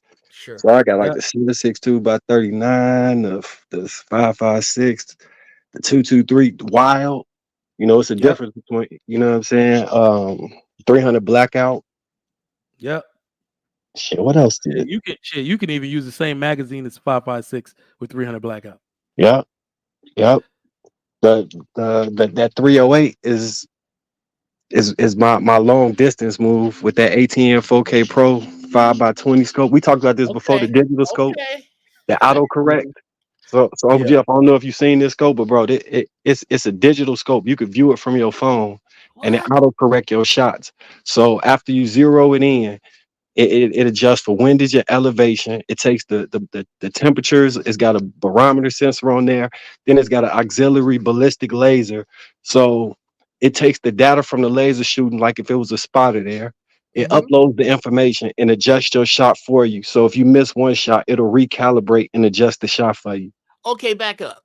When you say it's adjusting your shot, are you getting all this information in the scope and it's telling you to play with your windage and elevation on your weapon? Or is it telling you this is what you think is dead on? Aim over here. You Right. see what I'm Yeah. saying? It's correcting all that stuff in real time through the software, and it's readjusting where your X is at So Oh, and it it's zeroing the God rifle for you. damn. for you in real It's time. zeroing. That's It's crazy. zeros the That's crazy. I ain't gonna lie. that's bananas, bro. I don't I see how can you mess spend with that. at 500 And it's yards got out. I night can spend vision. 2 hours. And it's got Yeah. night vision. At like 500 yards out and further, I could spend like 2 hours trying to zero a damn rifle. Right? No, Yeah. it's rated for I think the max is 1,300, but it's pretty like accurate at 1,000. Um, That's pretty dope. I ain't gonna lie. Well, I Let me tell get you to what. this. and it come with night vision. Black Baron says, but will it work 5 years into the apocalypse? The AK will. So not every AK, but not every AR. One of the things that you need to watch out for, especially today with the gun run, right? Post COVID, everybody start buying guns. So please do not, and you can hit me up on IG, you can hit me up anywhere and ask me because a lot of people are hustling y'all. If you bought your AR for $300, that AR ain't worth shit. That one is not working 5 years. No. All right. I can't say that, bro. No. They Look, did some I torture know testing. I know a few of them are. Hold on, let me get some of these. I'm not even gonna shit on anybody's brand. What I'm saying is a lot of these people skipped. So, I shoot a lot of these things and I teach a lot of these courses. And what happens is people will say, "Hey, what can I get from my first?" And they'll buy like a $300 one. And what started happening is the companies that used to be good started mass producing. They used to be at a good uh speed at which they produced it, but then their quality control started to suffer Yeah. once they Mm. start mass producing. They don't check their barrels anymore, so now their barrels are wildly inaccurate because they forgot. I remember checking somebody's barrel. It was so inaccurate that I literally just cleared the gun out, stuck like a light in there. They didn't put rifling in the dude's barrel, so his Oh his wow, bullet wasn't even spinning. So he had a shotgun. that's crazy. So their QC sucks after they start mass producing. So if I, you get down now to the price of 300, that means they've mass produced it, bro. Okay, hold on. Sons Slow of down. Liberty Gunworks, Geisley, Daniel Defense, they don't increase the speed at which they make shit. Their shit is barely ever available. When I get a stock of that, I'm not getting another stock for 6 months because their QC measures are so detailed, right? Okay. Because they give lifetime warranty. So that's all I'm saying. You got to get your first AR. Here's a good one. IWI. They make a good one. So my pistol, my 12.5 pistol I was telling you about, that's an Israeli company. They're the Yeah. ones who make the Uzi. They're known for that, and they make the Galil. I ain't gonna rock an AK, but I'll rock a Galil. Yeah, that Galil is nice. Yeah. Okay, So, question, Mike, and I really don't know. Is it legal to sell a weapon as a rifle without rifling the barrel? Nope, it fall under any other weapon. Yeah, that's Yeah. illegal. Yeah. You can't. they listen. They're not gonna know. Like they're not gonna know. He sent it back and got another one. Ah, I don't even want to. I think this was the craziest part. Is this is a local Houston company, and they've been getting trashed. Their QC is good, I'll say now, because their price point went up a little bit. But they were getting right around the pandemic when everybody was buying their stuff. They were trying to make a name for themselves, and somebody put that on Reddit. I said, check Reddit when you get home. He said, damn right. A few people said there's no rifling in my barrel. My shit is inaccurate as fuck. If you have no rifling in your barrel, it's not good it's past a like 50 yards. shotgun. It's not good past 50 yards. You're It's like like it it's was like so throwing a inaccurate. football. Yep. It's the same thing. For those of you who may be listening who don't understand rifling, I was just about to say that. Yeah, please explain. if you think of your straw, you know how to, or a barber pole, you know how to, the line goes in a circle down like that. Well, what happens when a projectile starts down the barrel is it's you're thinking it's smooth and close. No, imagine the sound of an old roller coaster on its way up to go down. If you could hear a round going through the tunnel of the barrel, that's what you hear.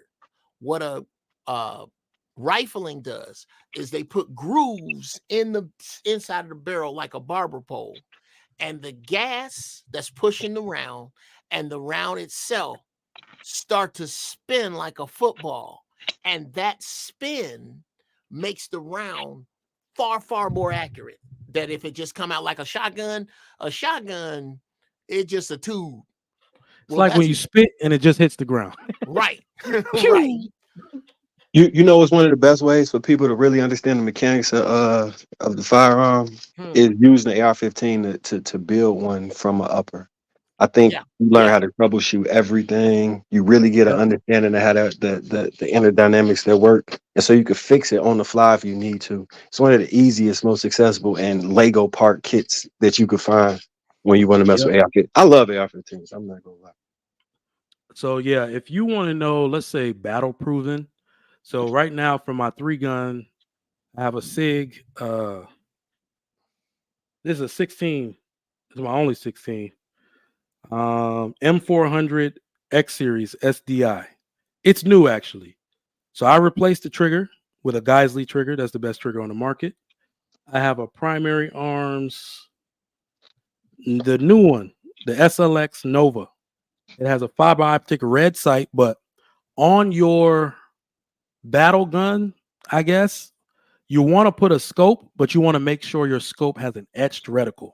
So if that light or that battery ever goes out and it doesn't have that red beam anymore, you can still see in the daylight. You still have crosshairs. Because everybody now is relying on red dots and stuff. You're still going to need to be accurate if that light or that battery goes out. I may have missed it. Did you talk about like food and water? Yeah, Food and water? Get the rest of the details, Trigger. Covered. I don't think Walking zombies, running zombies. Okay, so hold on. So I sent you a link, Trigger Mike, for ways to purify water and storm. Oh, that's dope. I'm gonna let y'all talk about that, and we're gonna get the first question rolling because I gotta dip out in a second. I want y'all to educate the audience. If you had to leave your house and could only bring a few items, what you bringing? Okay. Immediately right now. Okay. Well, my house is set up. I'm set up currently for me and my wife to be able to leave my house fully equipped with a full tank of gas and provisions for 30 days in 3 minutes. But that's because in a location I will not disclose on right now, I have, you ain't got it like that. Them traits, them crates from Home Depot. Mhm. I got them filled with supplies sitting in the garage waiting with bug out stickers on them. So the shit hits the fan, grab those. They already got first aid kits in them. They already got beans, rice, weapons, liquor to barter, a flashlight, an ink pen, and what do you call it? Pepper spray. They all have. Every spot in my house has something to write with, something to write on, a light, and a weapon, and a gallon of water. Everywhere. There's no place in my house you can be and not be accessible to those. So I can make you a crate that you can just pick up and go, and you know it's in there already. That's what I'm saying. Damn, you just reminded me of something especially important. I forgot to replace the light on my battle belt. But you need a flashlight on your belt or in your pocket. You need one on your handgun and you need one on your rifle. Those 3 lights, you're going to need light in the dark. So those are the best 3 places to put them. Not going to forget it if it's attached to your weapon. That's all I'm saying. All right, Marcus, you got it. So I got like the bug out kit that's got heirloom seeds in it. I got trauma packs in there. Industrial, like the flashlights that's damn near weapons. It's a weapon, but it's also a flashlight with the intensity of the lumens. It's gonna have a pole in there. It's all the stuff already in the bag packed up. The trauma kits to stop the bleeding, like to put on a wound to stop the bleeding. All the cleaning materials, so like the peroxides and the like special Vaselines for antibiotic cuts and all that type of stuff. Yep. Everything in this bag. I even got some tech stuff. Like, so I got a scanner that can like mimic RFID chips and a couple other different things. So if you need to get access to something, you can kind of hack into it. I got a couple different things that's in this bag. So we just grabbing the bag. I put everything in there. I dead ass want to know what the hell you bringing out your crib, Ashton? I ain't leaving the first 2 or 3 days. We in Houston, Trigger. Do you see the traffic? They gonna be flying and running over each other and shit. I give it like a good solid 3 to. That's not a bad. That's not a. You might be right. Exactly. I give it a good need to stay solid clear of the 2 highway. to 3 days. And then we gonna run to that Dodge Ram store, get a couple of pickup trucks, and then we gonna go to the goddamn motherfucking the gun shop, and we gonna rack up there. Cause I'm telling you, Trigger, we in Houston. You see how they be they gonna blow up every gas tank and gas station trying to run away and run loose. I might as well just sit in the house. He's sitting. He at 100% so far. Yep. No, I that's a part of the strategy. If you have to leave, I'm trekking. I'm not even driving. If I can't go through the woods or some rural route, I'm only taking the route, no interstate. Right. So if you have to drive, you got to take the route. There is another way out of the city. Yeah. Any other way out of the city. Under it. Here's the funny part. I do that anyway. If you want to evade traffic, if you don't, if you want to learn how to evade traffic in a place like Houston, learn how to use the feeder road. Some of y'all don't know how to use the feeder road. I'll be getting off and back on the highway so many damn times to evade traffic, and it works. That's Mike. I do that too. This is not what I'm talking about. I'm talking about having someone you know that you tight with that knows how to get around under the city, as in the manholes. Oh, damn. You in Chicago, right, Gio? I'm in LA, but I grew up in Chicago. Oh, okay. I grew up in Chicago. Yeah. So if you're in a big city, it's somebody that know how to get around under your city and never touch a sewer. What's it called out there? DWP? DWP out here.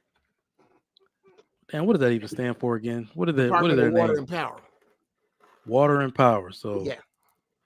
If you know somebody, that's like probably going to be somebody in the. You can start a civilization down there, bruh. I'm trying to tell you, these are the niggas you need to know. Dudes, damn right.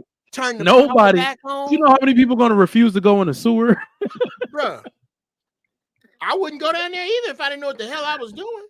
Yeah, I was about to say people gonna refuse. I'm not going down there. Hey, look, hold up, B-Love. While you playing, if you don't have anything else to eat, Yeah, You you love know. been talking about eating people first all off, damn day. we've been eating Chinese food all our life. We've been eating rat Bro, all you done our ate damn some life. rat. You done ate some rat. And you rude niggas done ate some spit because you like to be nasty in the drive-thru. Oh, you done ate some spit. So stop. And I tell you something else. The only reason you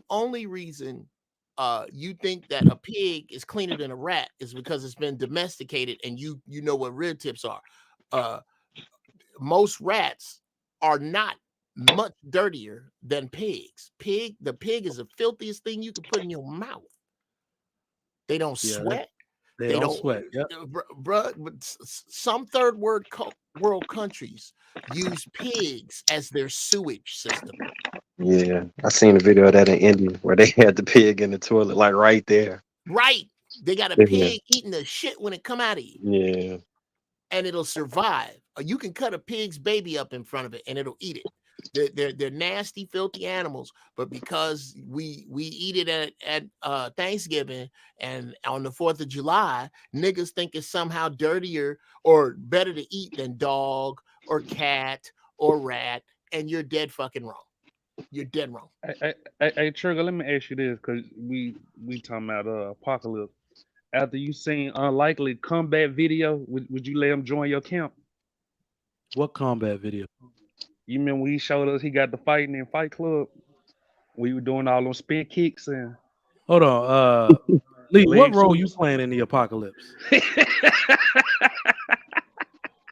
Well, since I'm in top shape and I ride motorcycles, I'm gonna be I'm gonna be one of the guys to survive.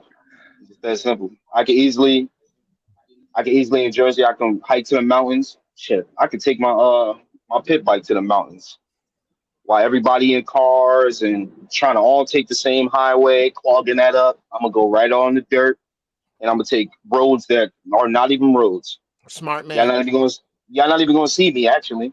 That's why I keep a bike. That's why I So know how to Smart man. tune an engine. so That's why I know how to create an engine because I understand that um, fitness and being able to have two wheels is very important in the apocalypse.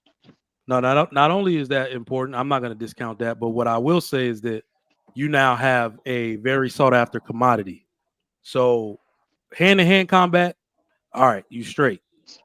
What are your gun skills like? You got any other kind of weaponry skills?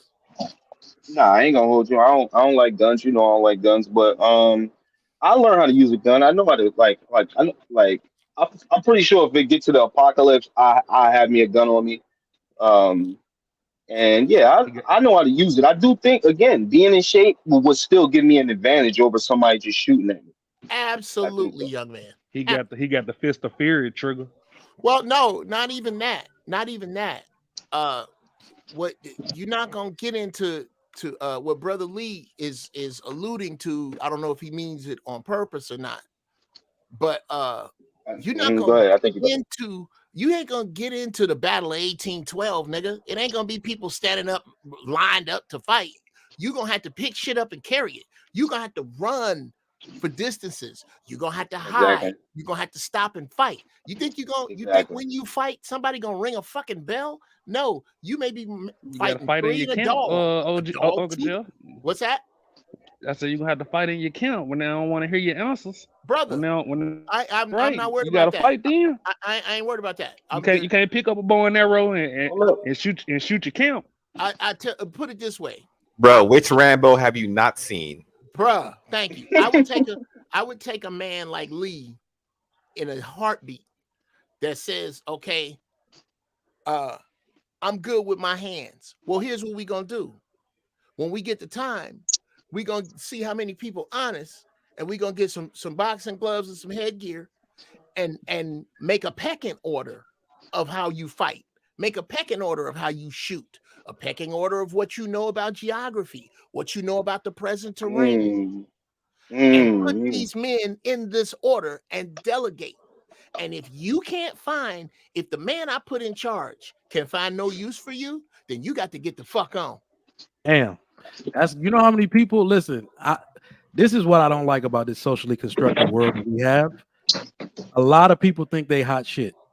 But if Right. you want to figure out how useless you are, bro, wait till the world got need of people with actual skills.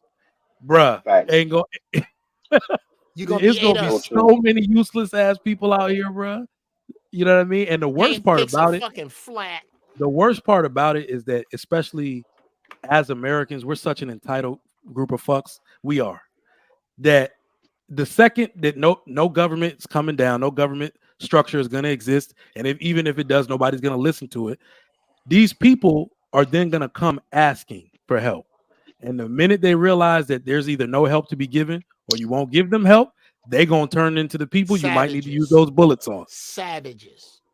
Dog, that's gonna That's be facts. crazy.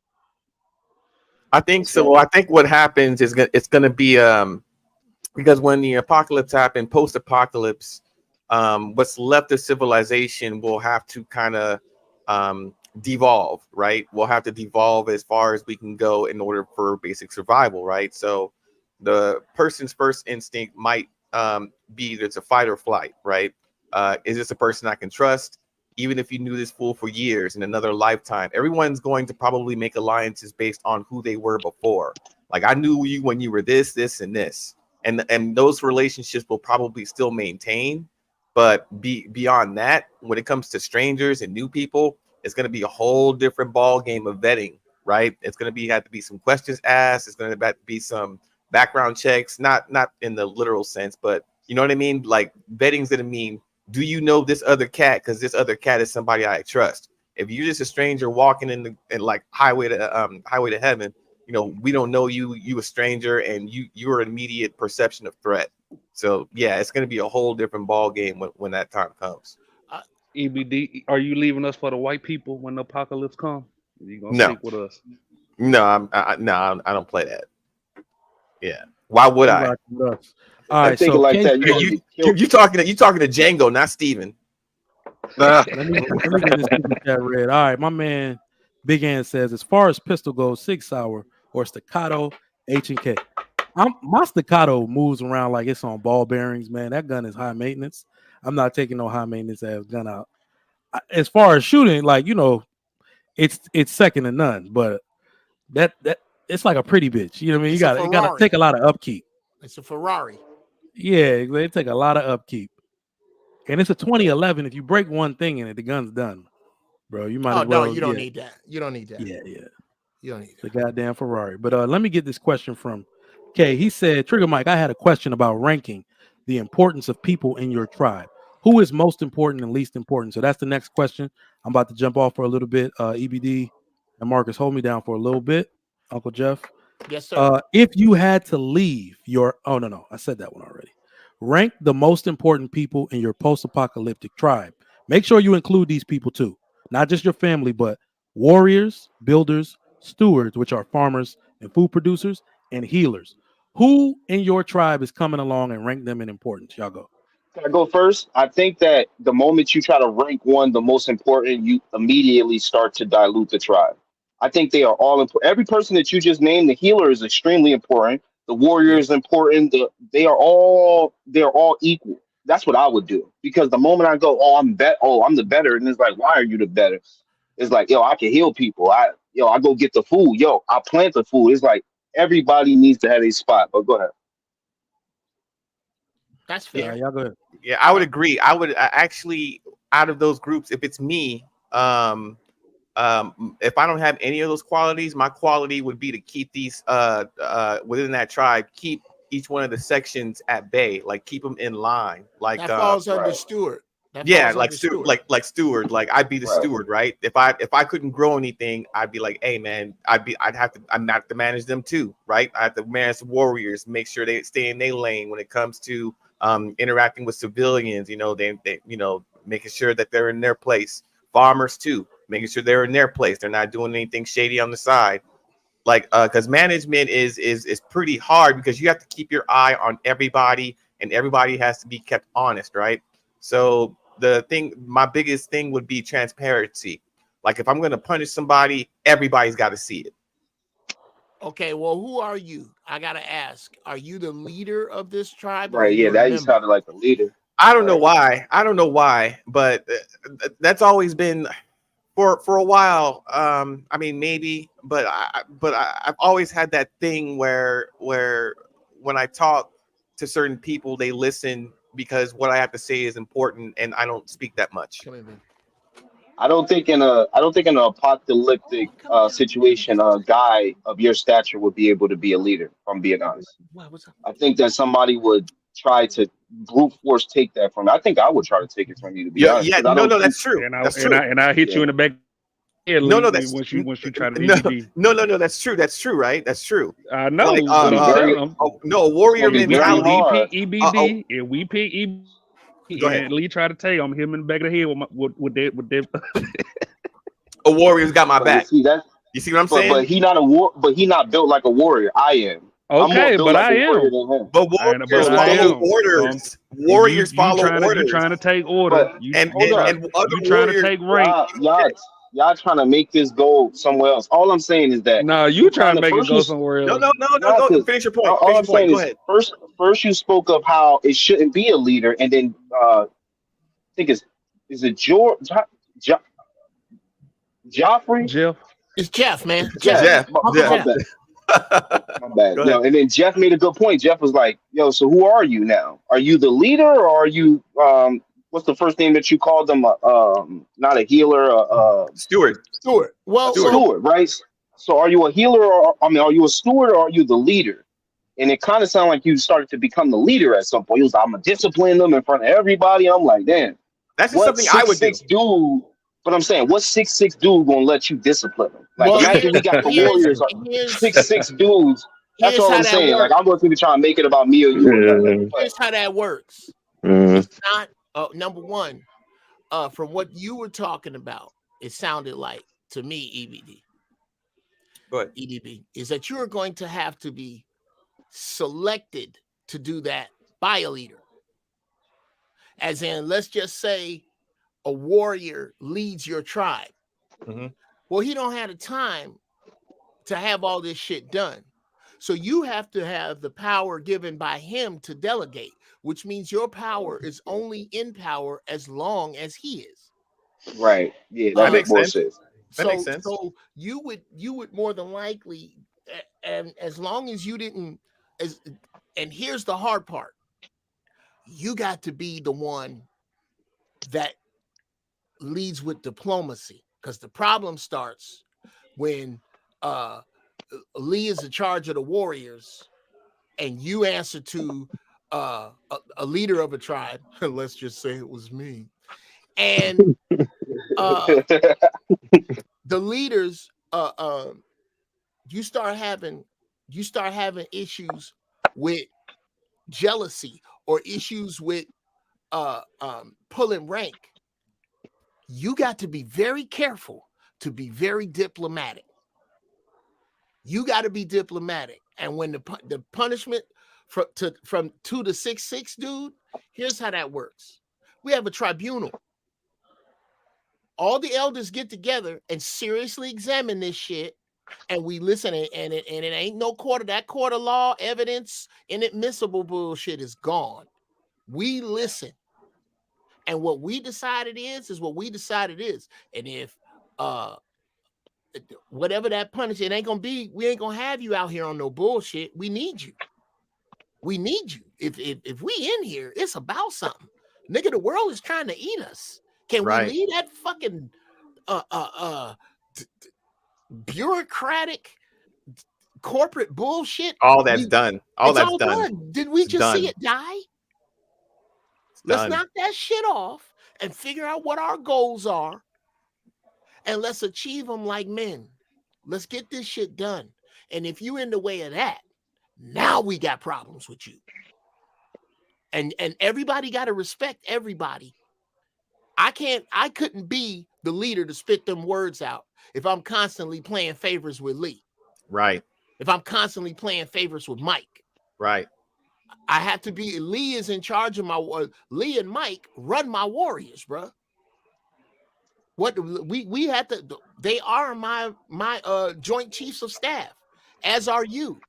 But you do my bidding at my hand. If they have a problem with you, they are to bring that problem to me alone. You and me, Lee, sit down and talk about the problem you got with EDB, not in front of the other leaders. And then I'll bring EDB in and go, look, let's get to the fucking bottom of this, okay? If you two niggas got a problem, okay, yeah, we obviously know you can't tear Lee's picture in half, so we ain't gonna have you box it out. But goddamn it, we will figure out something that's fair for the both of y'all, and knock this fucking shit off because we have a place to go. EDB, you was out of fucking pocket when you said so and so and so and so to Lee. Right. You shouldn't have said that. You shouldn't have done that. So this next shipment, we was gonna give more to your people. Lee gives 5%. Is that fair? A fair deal is when everybody is equally pissed. So I never heard that one. Yeah, well, I'm a leader. That's where we get. Anyway, and real talk, it don't have to be me. Yeah. But motherfuckers like me that can think level-headed for you. And even I gotta be checked. And so it does. So I'll say this, and then I'll shut up because I actually gotta go walk my dog. So I'll be back. But to address what Lee was talking about, it's not meet as the king or meet as the ruler. It is the stations we all agree are the stations, and the codes we all agree are the codes that we live by. So it ain't no I said, nigga, the rules said. Right. Yeah, it got to be something higher than a human. Because a human can always be right. Exactly. That's what I was trying to say. Yep. Like, so what he's saying. So I'm hearing is like rules that apply to everybody and nobody special. Nobody above your no. You got to come back to the rules and have a conversation under the guise of the rules instead of just like, yo, I'm gonna bring them out and I'm gonna whoop them in front of everybody so they can see it. Like the big because dude there'll always be that there's always going to be that one dude who thinks the rules don't apply to him. There's always going to be that dude. Well, that's what I'm saying. It depends what dude. Right. Okay. You can't treat the leader of your troops the same way you treat your troops. So it depends upon the infraction. Okay. It's all you're gonna always you want to keep doing shit your way. Well, you're not gonna you won't stand before everybody for everything, because the problem with everybody for everything comes emotion. The problem with everybody for everything is the dude that's guilty is got a girlfriend that is pregnant, but Lee's niece liked this dude. So now we got some politics involved. Problems. The way you get that politics out of the way is the elders speak on most things. The elders, those of us, everybody in here is a leader of something. The leaders get together and go, okay, you went out. The perimeter is 300 yards. There's a mall that's 500 yards. We know through night vision that you niggas went to the mall. Here's the first infraction of that, because you could bring back disease. You could give up a location. You could give up our movements to somebody smarter than your dumb ass. Mm-hmm. So here's what we gonna do. From now, you got a month of cleaning the horses by yourself. You got a month of it's gonna be a bunch of shit we don't want to do, and the shit birds will be doing that. Right. And then I think these rules are very important, because there's gonna be guys like you, just off that example he gave up, and he ain't like super intelligent, like, yo, it's gonna be people smarter than you that's gonna pick up the scent and bring them back to our tribe. Come on, that right there, I'm gonna want to kill you. So he better he better tell you to do something. He better make you pay in some way, because it's gonna be dudes that don't want to talk. You know what I'm saying? Like how he able to talk. So everything, that's why I'm like, it definitely got to be a master of ceremonies, like what it seems like Jeff is like, and be able to kind of cool down all the temperaments and be able to equally dish out the effective amount of punishment, for said offense. That's what I said in the first place. Yeah, you want You that weren't nigga to listening? take Nah, your you said you gonna spot. bring them That's what I outside said. and beat them You up. want to I take said your spot? amongst all different peoples and walks of life, Take whoever my breaks the spot. What rules, spot I got? I said my biggest thing was transparency. Everybody has to see it, keeping everybody honest. That's what I said. EBD, do I get some extra Well, bread for gun well, button nah, lead? I didn't go to the What'd you say, extent of Ashton? talking like 15 minutes to extenuate the circumstances. But yeah, that's I, exactly what I said. I said Keeping EBD, everybody in line. do I get some extra bread that night for gun button Lee in the Hell back no. of the head for trying to Hell overpower you? Oh well, Lee, you got Bro, his you're spot. You not, got it. bro. You got That his gun spot, butt Lee. gonna come so slow. It's gonna be like I'm Man, Spider-Man, bro. I'm gonna see that Lee, shit coming a mile away. Get that slow ass shit out of Lee, here, bro. Lee, I am gonna But knock if the we're lace all front gonna, off your head. but if we're all gonna survive it as a tribe or as a community, everybody's got to be on that same page. So of course, rules are going to be established, roles are going to be established. But there also has to be a position where everybody is being kept honest by the same person who's got his hands in everything. And when one person breaks the rules, it's not special. They don't get no exception. They got to be punished, and everybody has to see it for transparency's sake. That's what I'm saying. All right, EBD, y'all can hear me? Yeah. Go ahead, Mike. Yeah.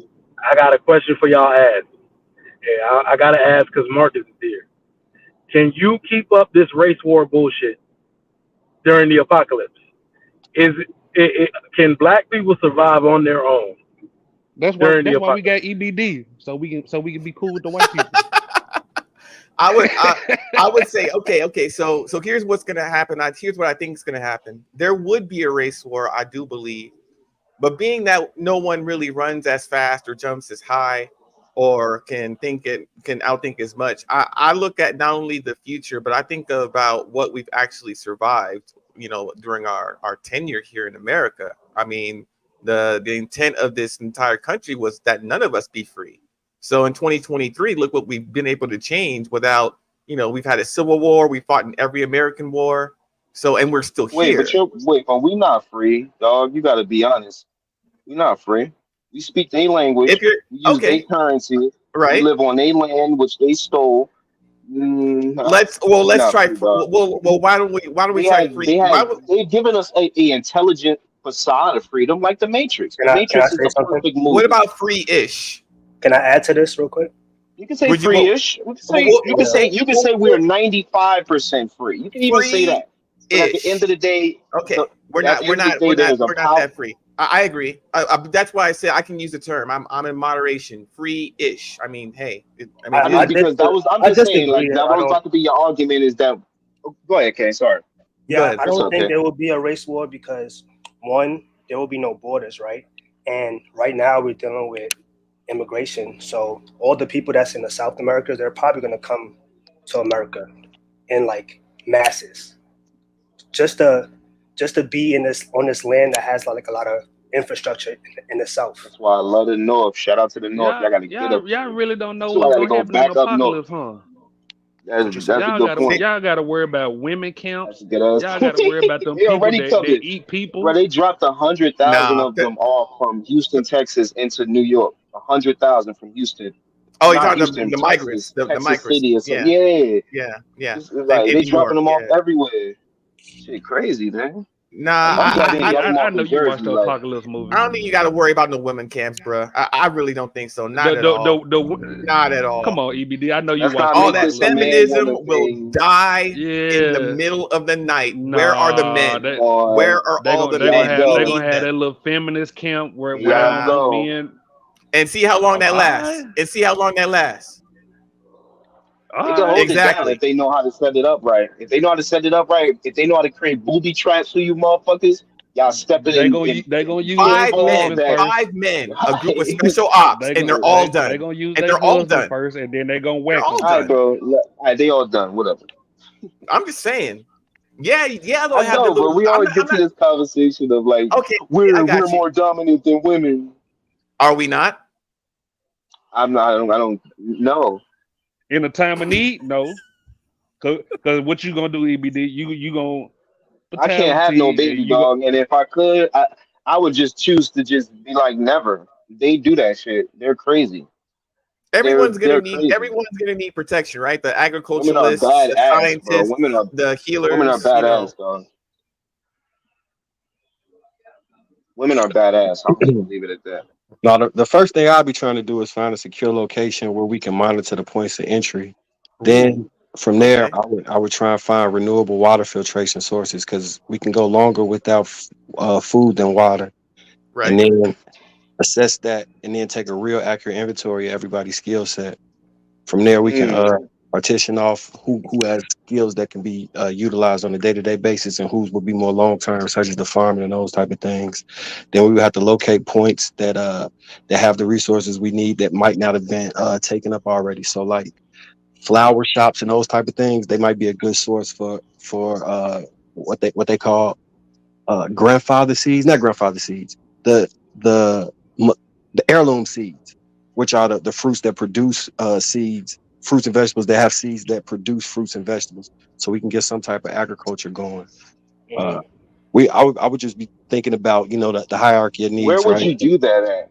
Where would you go to? Like, what type of terrain would you feel the most comfortable doing that at? Something with one centralized access point or two centralized access points that are funneled. So there will be a narrow hallway in the entrance and the exit so that we can control oncoming people. So if we were surrounded by a horde Okay, or a so large amount of people, we can speaking of, control the I access think point. Lee means like where in America, like say like Great Lakes.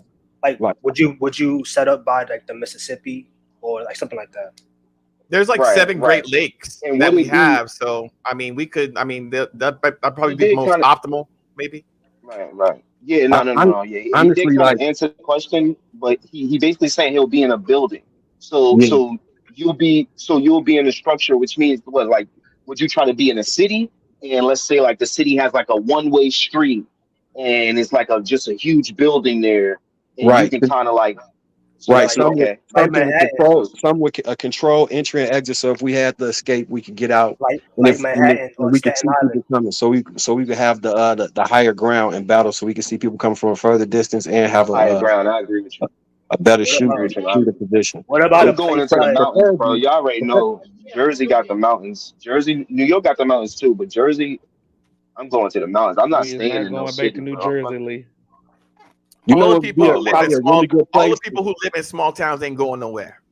The city is going to be. I think that's number one. Number one, all the small towns will be the same next day. I think y'all The gonna start cities are beefing going to though. be. Eventually, the first person that run out of food gonna be the first one to do some wild shit. Yep.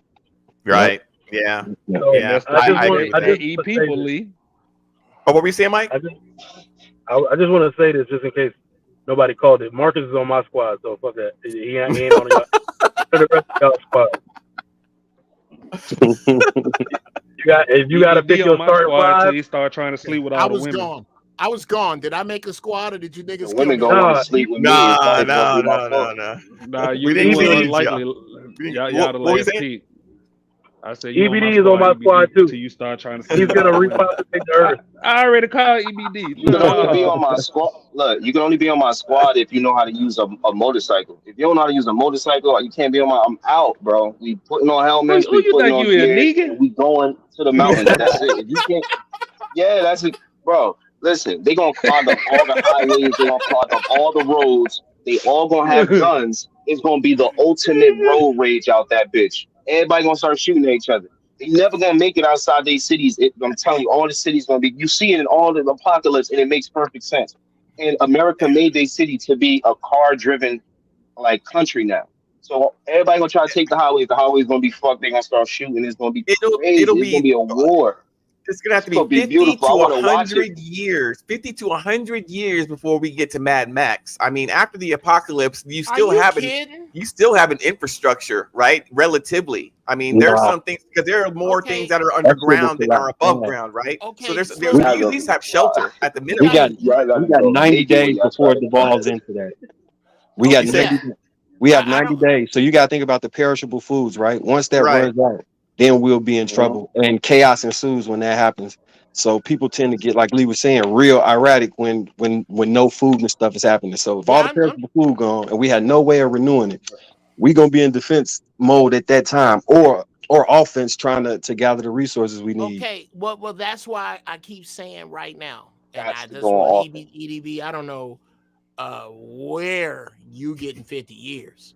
Until Mad Max? Oh, brother. That'd be fast, bro. Until Much until the cities are buried and Okay. gas runs out and Okay. water is scarce. 50. Okay. Hold Probably on. You said year the cities 3 are buried? After the apocalypse, I'd say 50 years after the apocalypse. You'd still have an Nah, I We're think talking infrastructure during the about. apocalypse. Hold on a minute. Hold on a Go minute. ahead. like touching stuff. You're okay. Let's discuss running out of gas. Okay. Gas is only so good for so long. Old gas it turns into fucking turpentine. So gas has a shelf life. Number two, the refining of gas will be cut drastically to a minimum, if at all, because of all of the moving parts needed to refine gas. Right. Yeah. The shit needed to make the shit that makes the gas. Right. That's a long chain in there.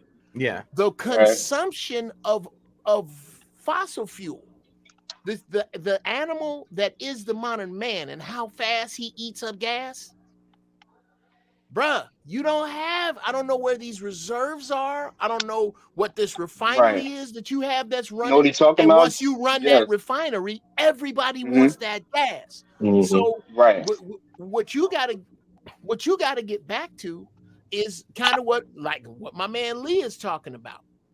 The first thing you need to think about is how to think 90 degrees of everybody else. Not 180. 180 is going the other way. 90 degrees is, okay, y'all gonna take the roads. I'm gonna make a right where there is no right. That's the mountains. Yeah, I have a question. Only the strong will be able to follow me. Then we would need some place where the environment. Hey, yo, Jeff, talk your shit, Jeff. Jeff with me, yo. Me and Jeff, you know how to ride a motorcycle? You know how to ride a motorcycle. I got a question. Hey, you talking about wasting a bunch of gas? So I don't go ahead. I'm talking about my having pit bike could do 100 miles off off a full tank, and that'd be like $3. Yes. Now, but we're talking about post-apocalyptic. That's what I'm saying. You're going to get shot. Your car is going to become the hot spot because they're going to want your gas. That's what Jeff's talking about. Once their gas go out, they want your gas. They don't want my little tank. They want your gas. You got that 30-gallon tank in that motherfucker. Okay. Yeah, you got to take them highways. That's all you can take with your car.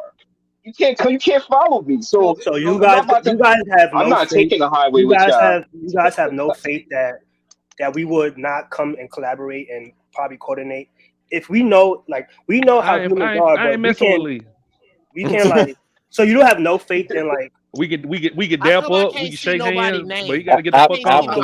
I don't know. But you said no faith in what? No, what do you mean? No faith in what? You gotta get the fuck on. Humanity, to cooperate. See, you see how we predicting all these chaotic scenarios, right? Right. But since we know in advance that people might act like this, don't you think we should have the foresight to kind of not go that route? Because it's all human choice at the end of the day. We can choose to cooperate with each other. Okay. So you don't think you don't have no faith? You don't have no faith that we would do that? Foresight would have stopped us from selling drugs. I think I know what you're asking. I think I know what you're asking. I think what he's asking is that as post-apocalypse happens, yes, things are going to run scarce. But I think what he's asking is, should we not have some communication type of deal where everybody who's left, we all know what the supplies that we need in order to live a modern day-to-day life. Could we not come to an agreement that the bare minimum agriculture would be here, gas would be there, that electricity would be here, and we all need to come together to know how to study and run these things to kind of kickstart a new modern era? Is that kind of sort of when it be best if we take a neighborhood? We live in faux scarcity, so we don't have real scarcity, and you see how people behaving right now. And real scarcity, it's gonna get crazy, bro. Yeah, thank you, kid. Thank you. Nature of humans is to want more. And if we only got day-to-day survival, and you could push yourself out to 30 days to a year worth of gas, I can't see people realistically not taking that chance, because most people is gonna say it's me or you, and it's gonna be me. Okay. People are already saying that, Marcus. Yeah. No, what were we saying, Jeff? What's SpongeBob's name? I can't see nobody's name. That's K. SpongeBob K. Okay, brother That's K. K.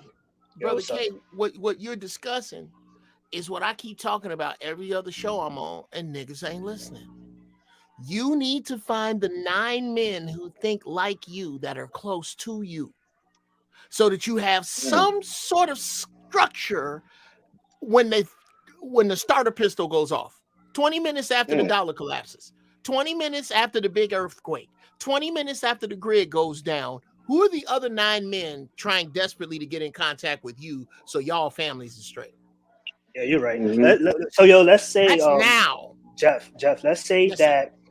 All right, we know like in like 8 out of 10 people are good people, where we have like 2 out of 10 might be degenerates, and they might be the ones that's probably gonna cause chaos, right? Okay. If the 8 out of 10 cooperate Okay. against the 2 out of 10, then we as a society can still hold some kind of structure together. And I do agree. It depends on the 8. It depends on the 8. Yeah, you're right. It depends. To get back to what EDB was But talking what I'm about. saying is like 8 out of 10 people that you meet. So you meet a new group of 10 people, right? Now you got 20 people. Let's say 8 out of that 10 new people you met are good people and will be willing to cooperate with you. Okay. You know, I kind of like, I understand like these doomsday scenarios, but if we know that what can destroy us, we can choose not to do that. You know what I'm saying? We could choose not to be self. Define we, okay? I mean, I'm talking about societies in general. The 8 out of 10 you people. can't. But here's your problem with that, Kay. 8 out of 10 people is not running society. Evil Incorporated is.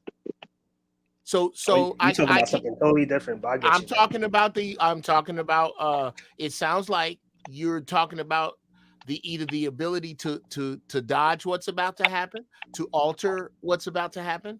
And the bad news is you'd have to alter the predictions of Nostradamus. You'd have to alter the Bible, the Torah, the Quran, the Egyptian Book of the Dead, the Dead Sea Scrolls. You'd have a lot to alter to unmake the 4 horsemen of the apocalypse who are about to ride, brother. This shit has been written for thousands of years, what you're about to see. So there is no there is no Michael Jackson jumps into the gang fight and makes the gangbangers start dancing together. That's not going to happen, brother. It's about to go down. And to be honest with you, you're going to see good people die in their own blood because they're not prepared. And you're going to see the horrible motherfuckers, be able to survive on just being horrible. Yeah.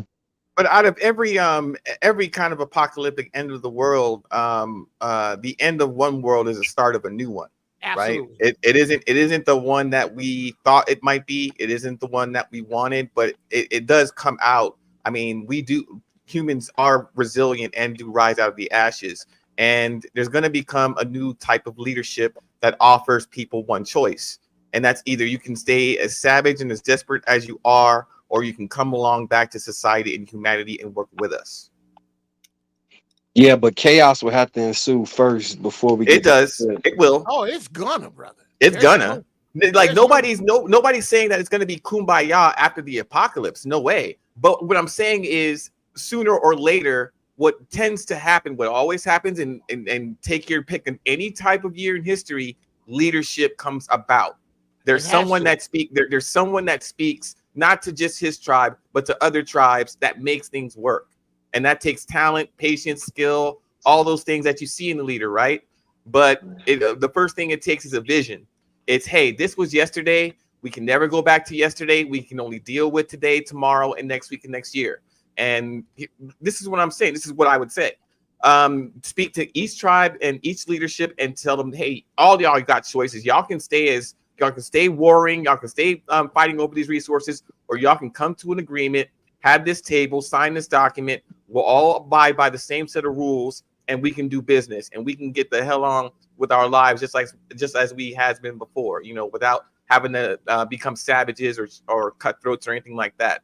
It guarantees your children's safety. It guarantees your community safety. You get what you need. We get what we need, and we can keep it moving. Well, you think they're gonna listen to that EBD? Marauders and other people who thrive on the savagery will never listen. There's nothing you can say because this is their utopia. Their utopia is the fact that they can get away with murder, sexual assault, and thievery. That's their whole utopia. They've been waiting for that day to come, right? So no, of course they'll never listen. But if you're talking about a community of greater societies that's built on protecting each other, yeah, we'll deal with them. And in society now, we got that. So we still have to deal with them.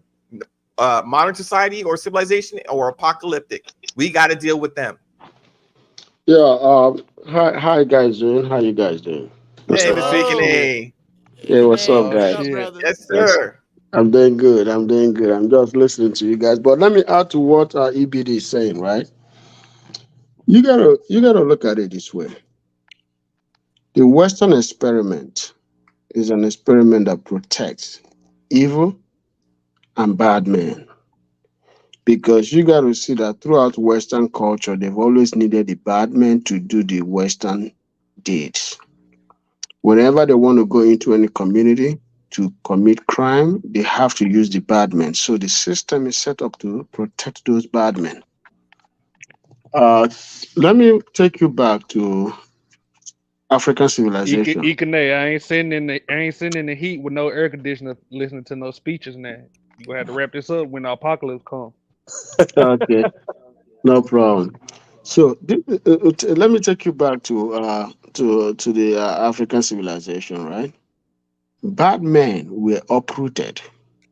Bad men were cast out of society for doing one or two things: for raping women, for committing heinous crime, and also murder. They were bound into evil forest, never to come back to that community ever again.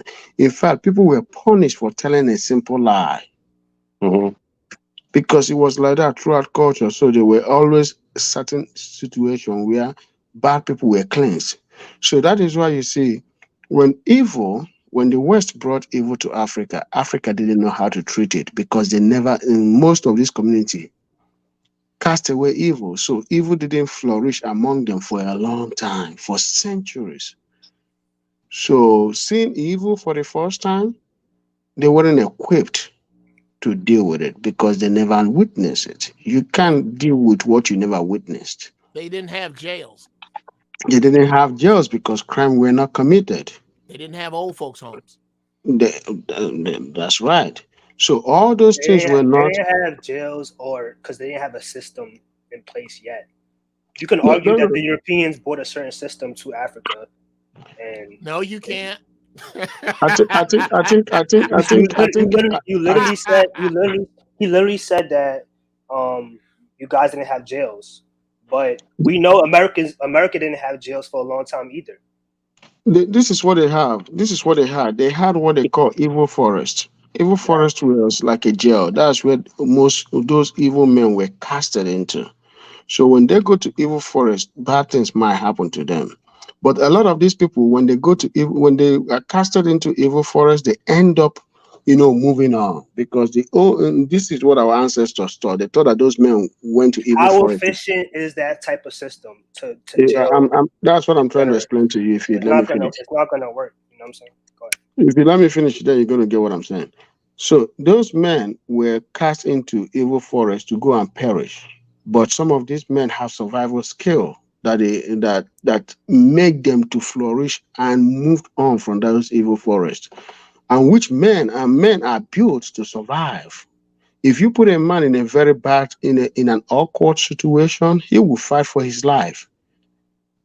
You see what I'm saying? So Yeah. that is one thing that those men did. But our ancestors deal with those men. That is why crime rate in the community was very, very low until the West showed up with slavery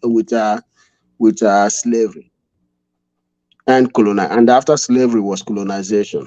When they showed up with that, all this evil came with them. Marcus, you could take Ikane. We don't want him.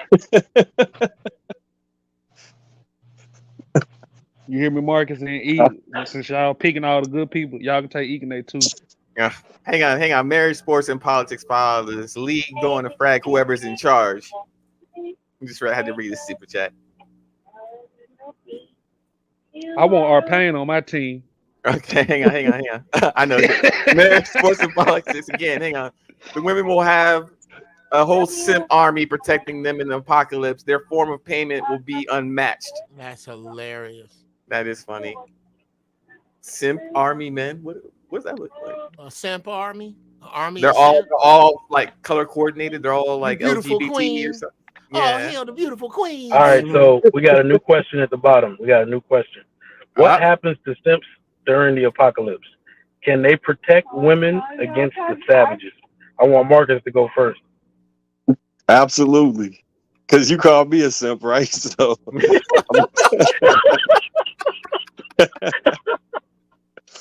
I got plenty of utensils. As a matter of fact, I just did some printouts of it's these things called improvised weapons for guerrilla warfare. So it's a company called Paladin Press. They make about 92 books.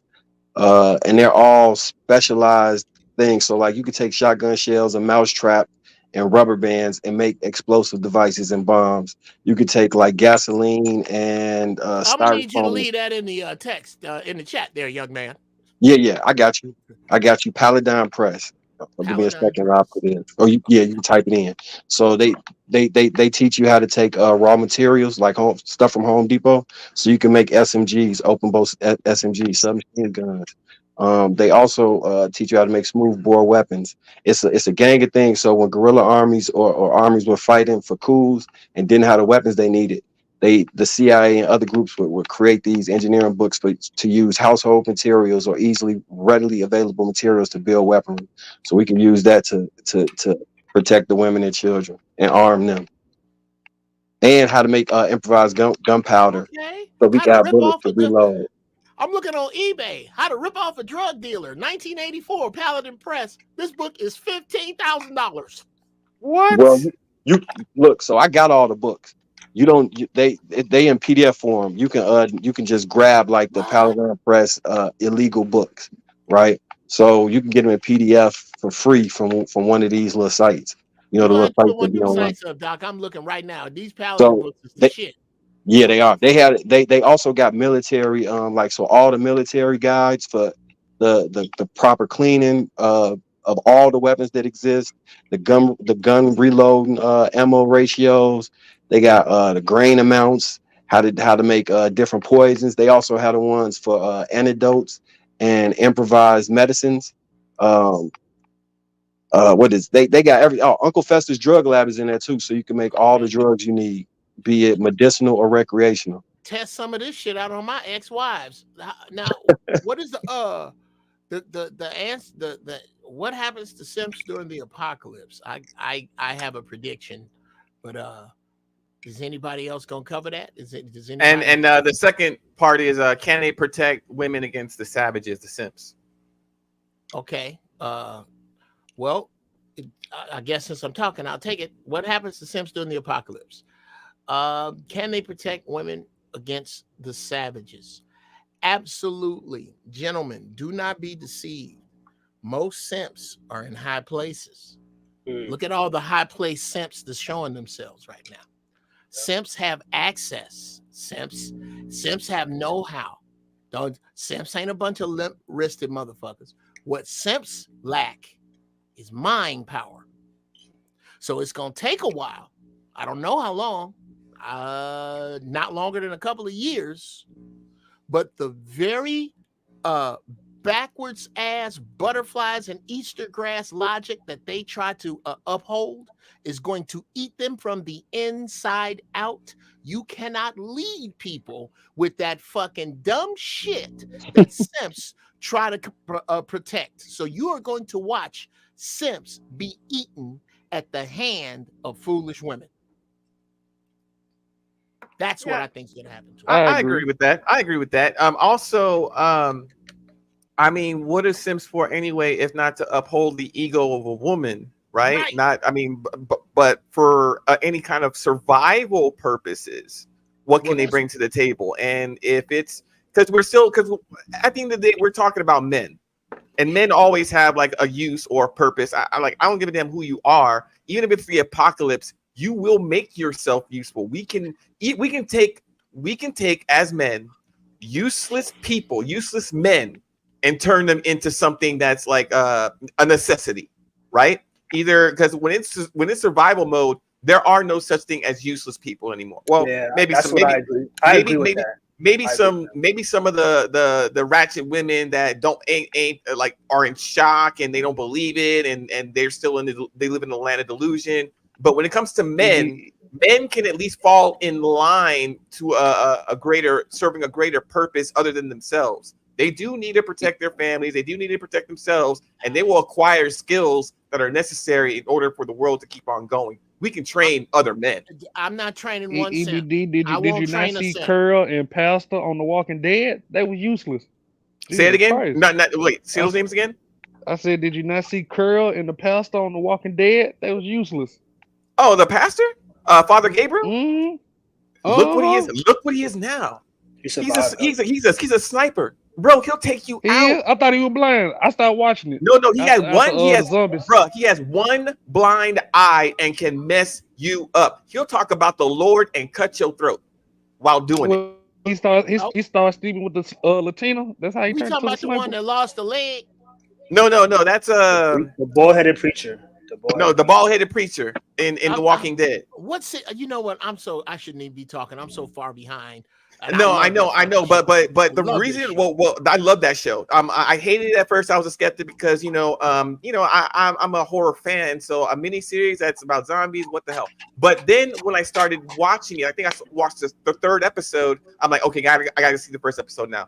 Now that I've been so immersed in it, it is about, and I would say to sum it up, it is about who people were and who people have become. Out of necessity. Yeah. Like when we meet people, when we're walking and meeting these people in this mini series, these people are still in shock. These people still want to live their lives. These people are running from the dead. These people don't have any real skills. What's his name? The ponytail guy, the mullet guy. All he was a liar. His only skill was lying and manipulating people in order to survive. He became one of the more highly intelligent people who knew how to make bullet shells. So he was highly sought after because he knew Eugene. That's his name, Eugene. He knew radios. He knew communication. He knew electronics. He knew how to make the actual bullet. And in the end, versus Negan, he turned the whole tide by rigging the shells, and everybody's gun blew up in their face. And then the war was over. And then Negan was done. Negan was done, not by Rick, not by Michonne, but by Eugene. That's all. I was going to bring up that point. Do you think more intelligent people will probably out survive just brute? I don't know if you call these people like the warriors or like the people that use just brute force. Marauders. No, yeah. So they won't. That's the bad part about it. They won't because it's rock, paper, scissors. We got to understand that, like most people, Simps included, live within the social construct that's allowed for them by the protectors and the savage. Well, not savage, but when savage people turn into protectors, that's a civilization, right? So the reason why Simps aren't going to, they're not going to do much. They're going to be useless because Simps are actually manipulators. Think about it this way: they want to control women through manipulation. And they wouldn't be there unless they got a benefit from it. So they're actually going to be useless against men with actual skills. Like Simps they are powerful men that are Simps, like Uncle Jeff said, but they lose that power when there's no longer a socially constructed society. Like they lose their power the second there's no government entity and nobody's listening to it, right? So if there's no more TV, Simps power, it goes away. Mike, you can't sell products to the women. Are you assuming that Sims some Sims wouldn't have the skills that you might have with like guns and stuff? I answer that? I answer that?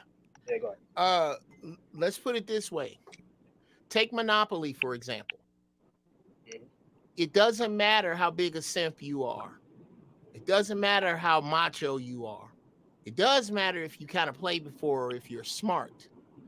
But none of that matters when the fucking game is over. The game that the simps played is going to be over. So what they are going to be left with is a feudal system where brutality has a bigger head than mentality. Where you want to find a feminist movement in Ukraine? I'll tell you where it is. It's in Dubai. They sent all their women away because there is no feminist movement. There will be no women to get behind when the shit hits the fan, because there will be people coming to take your woman's taco.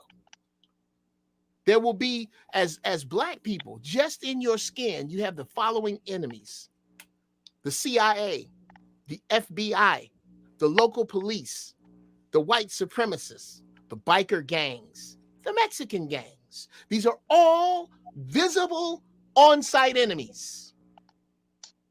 On site, you have to assume that these people mean you no good, because there's absolutely no use for you anymore. We don't have any use for useless eaters anymore, and you are at the bottom of that list. So from there, everybody's after you. Do you really think you have time for simp behavior when we say everybody leaves tomorrow at 3? And 3 is not 1500, 0300, dark 30. We are all moving at 3 o'clock. Yeah, well, Cynthia said with the woo woo, that you leave that nigga right there. You leave them soft niggas. There is no room. At least, and again, Brother K, and anybody else in here who advocates for any use of simps at all, God bless you. I don't have any. No, I'm just challenging y'all. Hold on. Can y'all define simp again? Because maybe I don't understand. I can explain it. I can explain it. Do you remember? I know simping is a mentality, but if the person has skills, then when we're talking about The Walking Dead, if everybody's known it, at least seen it. Rosita, Eugene was a simp to Rosita. He always wanted her. He could never have her. But he became useful. He had skills outside of just him simping for Rosita during the whole show. That is an example that we can already see as a simp. I'm more Negan than anybody, right? I got you. But they call me a simp. So how does that work?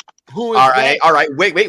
Because he did take because Negan wasn't always Negan. That dude was a janitor before. Oh my God! I'm not Negan the janitor. No. But you see my point. Yeah, they called you one. Well, they called Negan one thing as a janitor in his previous life before he became Negan. Right now, people kneel to that fool. So let me explain. I think this probably explain it more. Go ahead. If we look at people who are less physically dominant than us as useless, then I could look at everybody else that same way and say all y'all should die. Right. Who said useless? It's danger with that. Who said useless? It's not a good strategy. I don't think anybody here said that. I'm trying to. I'm trying to clarify what the simp thing is, because using what he just was saying, I'm saying if you Negan was a simp because he took everybody and made them be his wife. That's not what a simp would actually do. they acquiesce to him. You don't think a simp will make every woman come sleep in his room? No, that's not what a simp does. But here's what I was talking about. Yeah, I know. But here's how I'll clean it up just a tad, right? But what I'm saying is, given within the context of an apocalypse, the question is, how many simps are there in the apocalypse when it's all like what Uncle Jeff said? When the game is over, how many simps are there left? It's survival mode now. You're in another mindset, another frame. You are not worried about trying to get coochie from Cynthia. That ain't on your mind right now. You got to eat. You got to survive. You better know what to do, or get with someone who knows what to do. Simps, I think that behavior stops. I think that whole bullshit, feminism, simp behavior, modern, Mr. 666, all that goes out the window. It is gone. You are playing a whole new ball game. We are not worried about hold my bag while I go pee. Nah, there's none of that. None of that. None The of people that. y'all be So calling simps don't do none of that shit. They just don't curse women out and don't hold them accountable online. Then they How the would you tell a simp from exactly. a man I was protecting his Okay, so family? okay. Well then maybe I let need me to give be an answer. give a definition. Shit. Trigger Somebody might call me a simp for Look, telling somebody she look nice today. Like, come on. who the fuck? Yeah, all right. Let me answer this damn question. So this is a good question right here. How would you tell a simp from a man protecting his family? They're actually, I think these men would be polar opposites. It's their actual agenda. All right. So we're not going to call a man a simp for protecting his family, of course, but if things start to die down, what you'll notice is that simps advocate things that are good for women, and things that are good for just women are never good for the group. So right now, think about it like this. Black families are broken apart because simps agree with everything women say, even though it's detrimental to black family and the black community. So men do not go against what's good for the community. So one of the things that I Well, want women to learn the Trigger Mike. distinction of, hold on real quick. All right. I want women to learn the distinction because they think a lot of men are pro men. I'm pro family. I'm not against women, but any behavior that women exhibit that goes against the family structure, I'm against. Right? Simps aren't against it. They'll be like, you go, girl. Go get another degree, even though you got $100,000 in debt and we can't get a house. They do shit like that. So you will be able to tell, what's different. So simps aren't able to tell women no. A man who is protecting his family will tell most people no because it's not safe, right? Or it's Right. not prudent for the family. You'll easily be able to identify simps by that alone. So Trigger Mike, you have extensive knowledge on my way of thinking. Is it that I think women don't do nothing wrong and I can't hold them accountable? Or is it that I think men should be at a standard that we move in a way that everybody has to follow how we move? And there's no point in talking to women that you're not in control of or don't look up to you. So I know how you think. The one thing that irks me so this is my problem with everything. I'm never going to disagree with you about the standard for men thing ever. The bad part is that we lose whenever we say women shouldn't be accountable, but we gave them the right to vote on matters that affect us. There is some shit that actually has women's stamp on it, that actually has their stank on it. And I feel like we lose as a group when you're like, nah, we just need to hold the men accountable. But I'm like, no, the women did this shit. Some shit is actually their fault. So it's not that men shouldn't have a standard. My thing is the men shouldn't allow the women to be in a position to be where they, like, my kid's not going to ruin my life. You understand what I'm saying? If I'm supposed to be in charge of something, I'm supposed to be leading something, they won't be the destruction of the thing that I'm in charge of. So women can't destroy my family. I have to destroy my family. Like they don't have that type of power. God. Well, all right, let me ask you. you got a lot of Torah, Quran, and Bible pages to burn. Then, you've got to burn up Proverbs. You got to burn up. Let me think. Leviticus. You got to burn up Daniel. You got to burn up Job. You got to burn up the history book. Yes. Have we not heard of Helena Troy? A war was fought over her. A war. Many men died over one woman. Are you serious? Yeah, bro. Now, and this would be my point in all of that. Yeah. The reason that if you're fighting over women, that is the simping. If you really want to be, what I'm saying is, as men, you shouldn't be doing that. They're non-consequential. Stick to what's important. Ignore them and do what you're supposed to do. Okay, well, that sounds you can't ignore them. It almost sounds the like you gave don't them own power. a dick. It's almost, this is spoken. I used to say that. I say this a lot to women.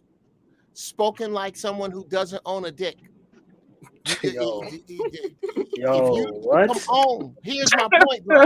Here's my I know point. what he's saying. This is not to say you don't have a dick, bro. I'm saying I know what you're saying. I'm saying that when you don't factor in just the plain old want to stick this dick somewhere warm and tight factor, that factor has ruined nations.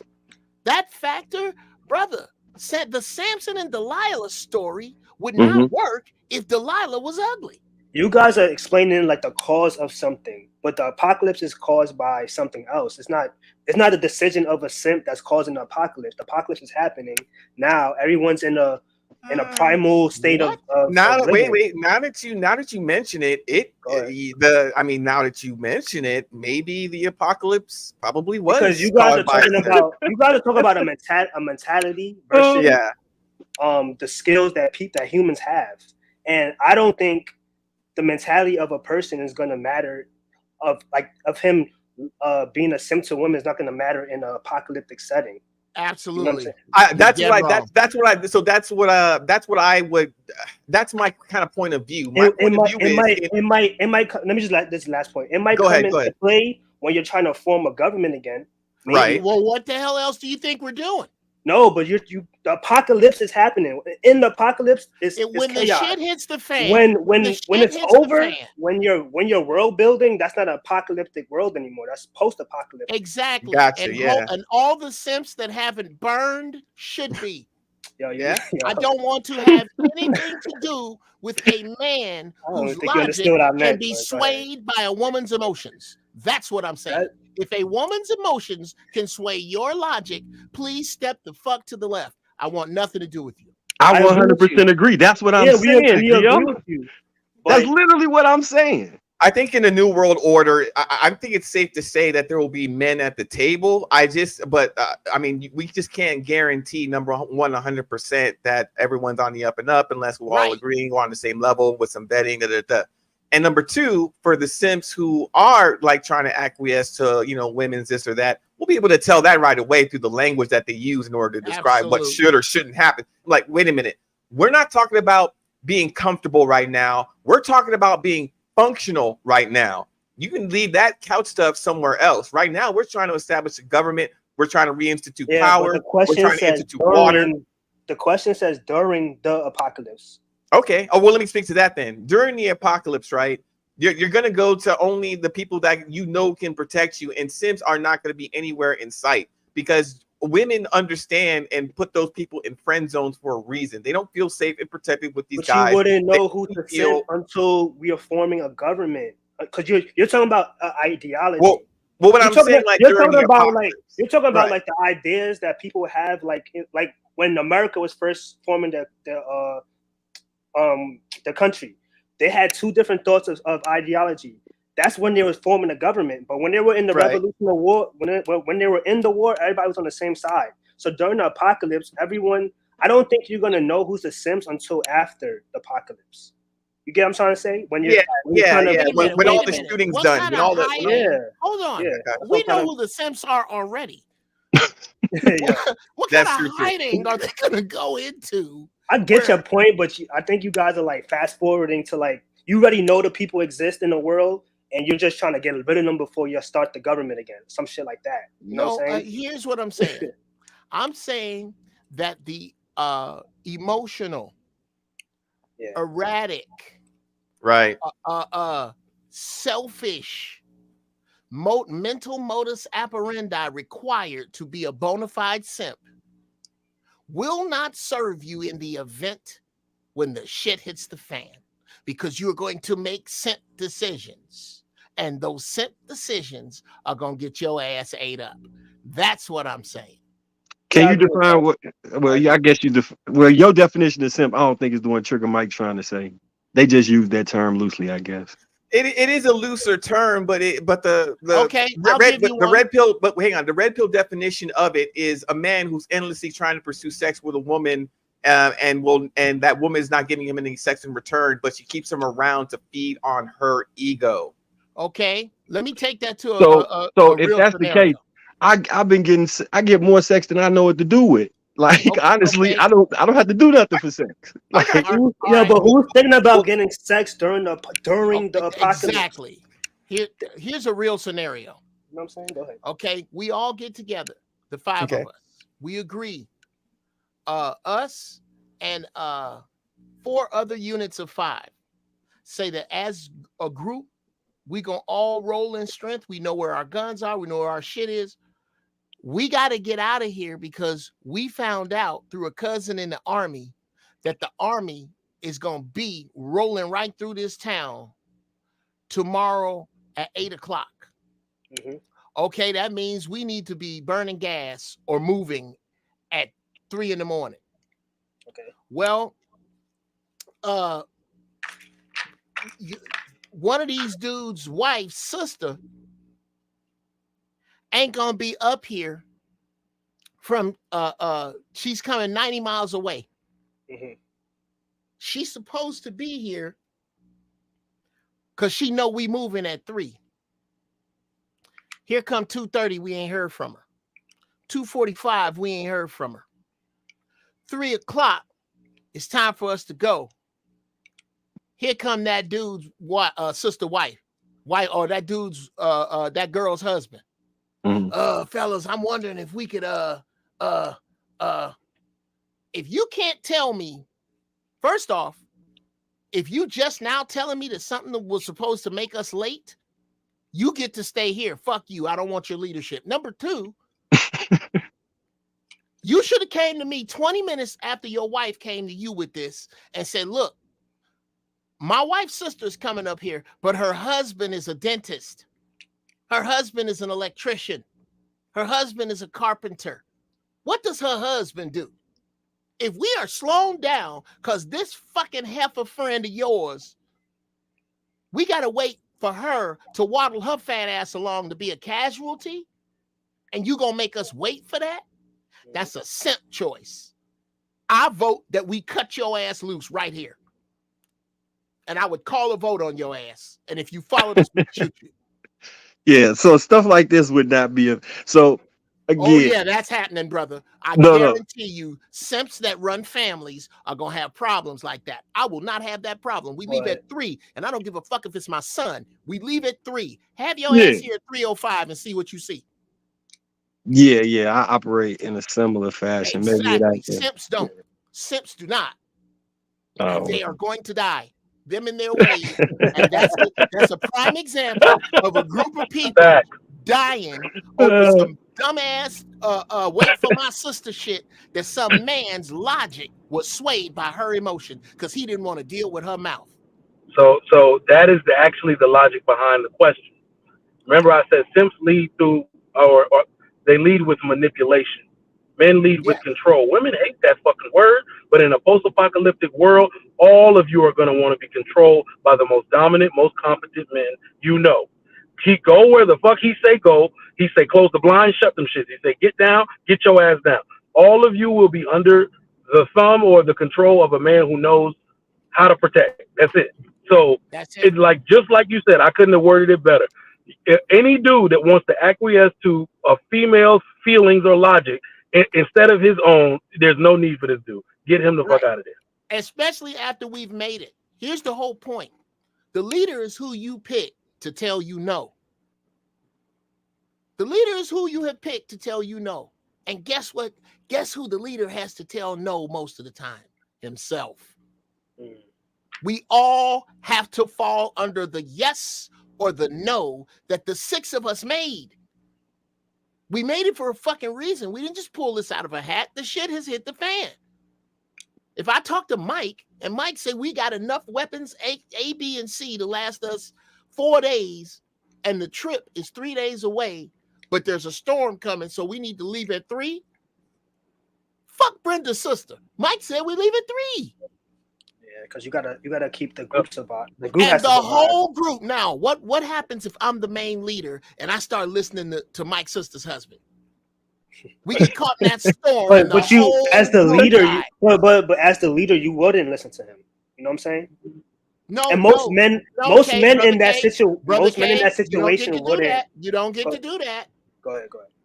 You advocated for simps being. No, I'm not advocating for simps. I'm not finished. Yeah, that's crazy. Okay, I can't tell you what it is. I can tell you what it looked like.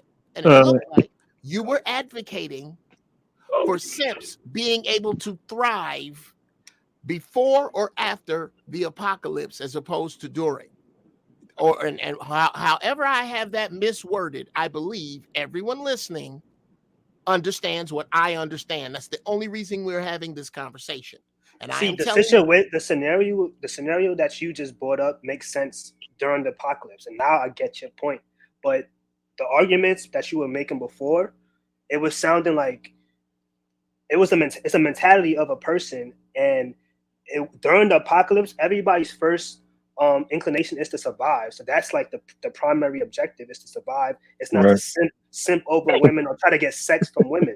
I love you so much. I love you so much, brother. But that's why I made the scenario. The scenario I made was of a man who has been married over 20 years to a woman. So sex is out of it. I'm not even talking about sex. He doesn't really want to fuck her anyway. He has to see her naked for that.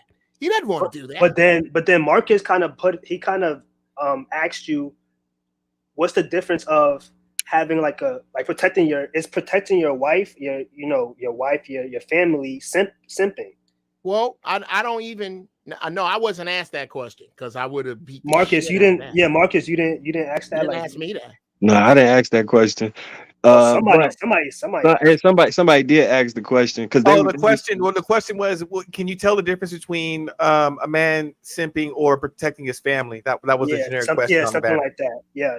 Basically. And I think Mike answered it first, but yeah, but like I said, yes, it's the term simp is used loosely, but we do all know what it looks like. It looks like someone trying to acquiesce sex from a woman, and she's not gonna put out no matter what you do. There's nothing that you can do that's good enough. There's nothing that you can say enough, but you're trying to acquiesce sex from a woman who's just not gonna give it to you. And you're doing these things, these foolish things, and you say these stupid things on women's behalf in order to try and finesse your way into a woman's panties when it's just never clearly going to happen. Do they exist in the apocalypse? They will. I don't know in what form. I don't know in what way. But I don't think there's a world that we can imagine where the worst of us don't make it and the best of us do. I mean, there's always going to be someone that is untasteful, that we don't like, that's hanging around even though the world's gone to shit. All right, new question. What happens to modern independent women during the apocalypse? Y'all knew it was coming. They get their taco. Here's what happens to them.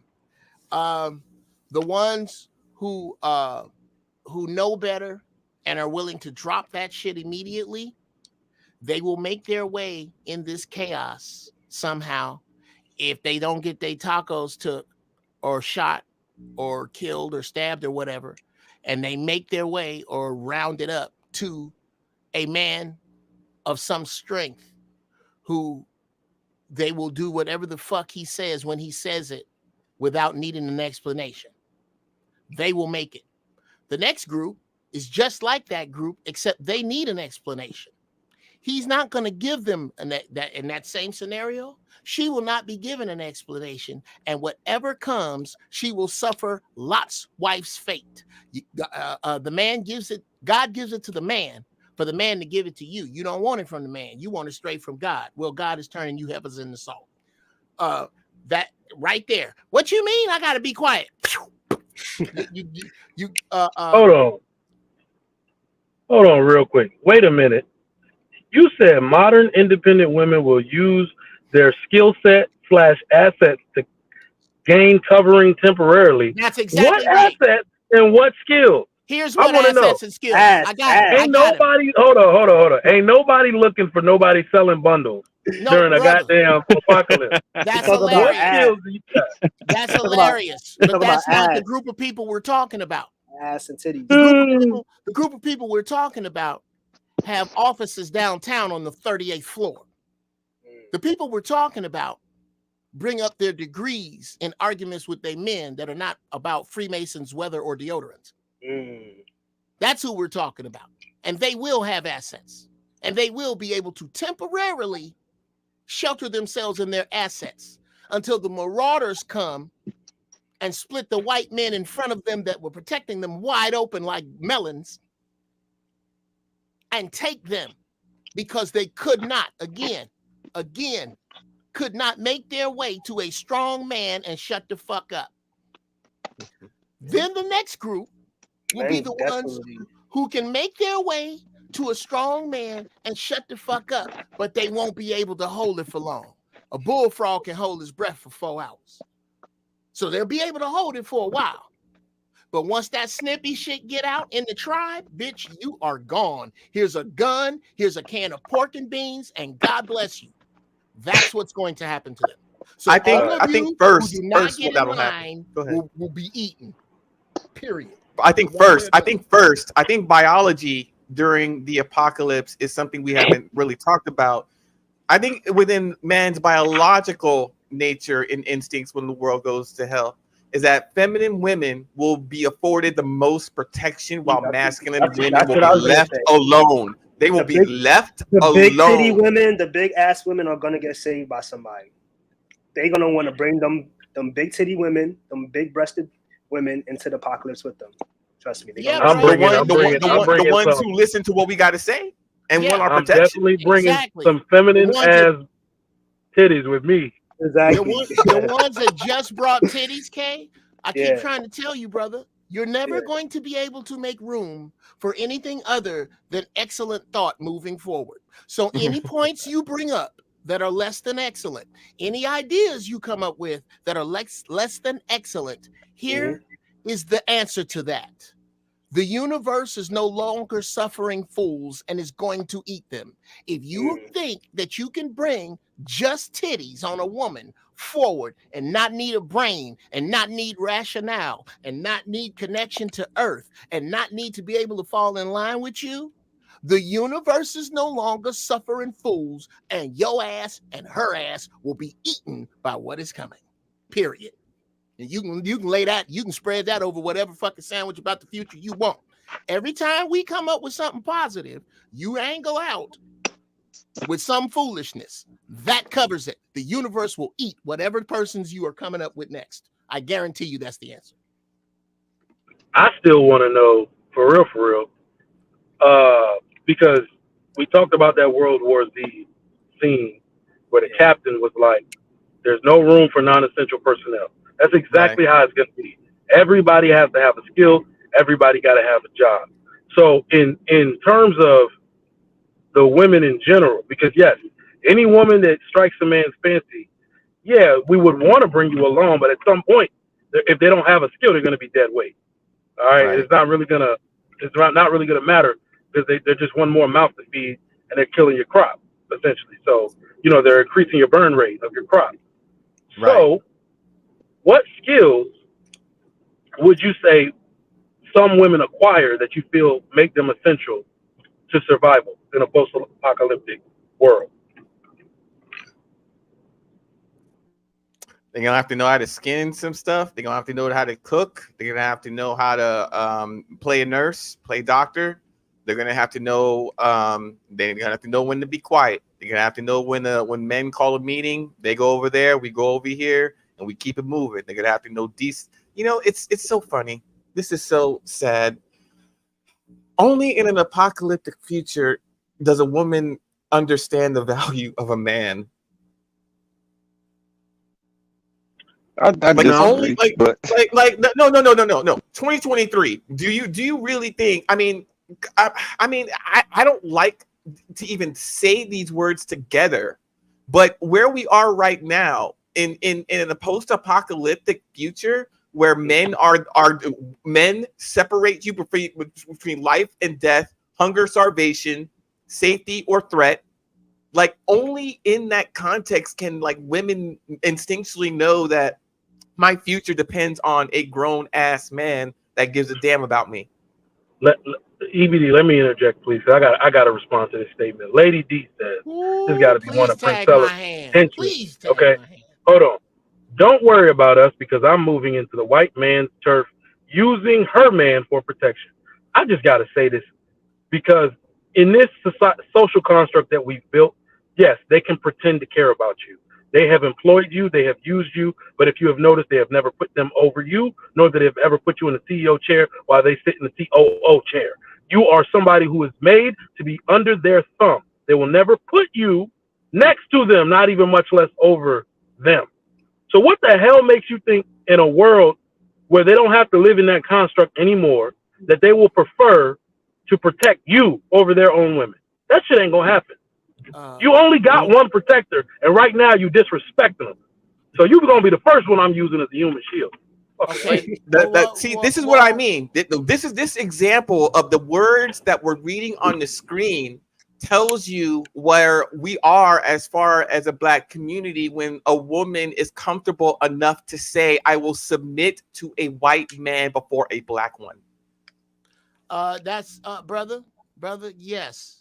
I'm gonna tag both your hands and come off the top rope with a forward somersault down on top of this point with a chair. Don't worry about us. Let's talk about who us is for a minute.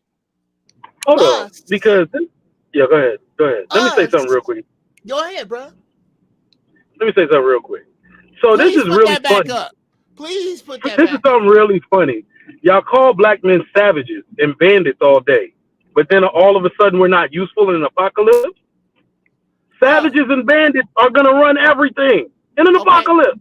Bruh, we need to absolutely, but you got to. We run the fastest, we jump the highest, we're the most like physically superior, and what they're gonna do is run underneath some white guy who is like mediocre. That's not the. Please put that back up. Please. Let me find that's what's funny. That's what's hilarious to me. Like if we dominate in every physical aspect, and you think you're gonna find the best protection under someone who can't even touch us, brother. Us. Here's who us is.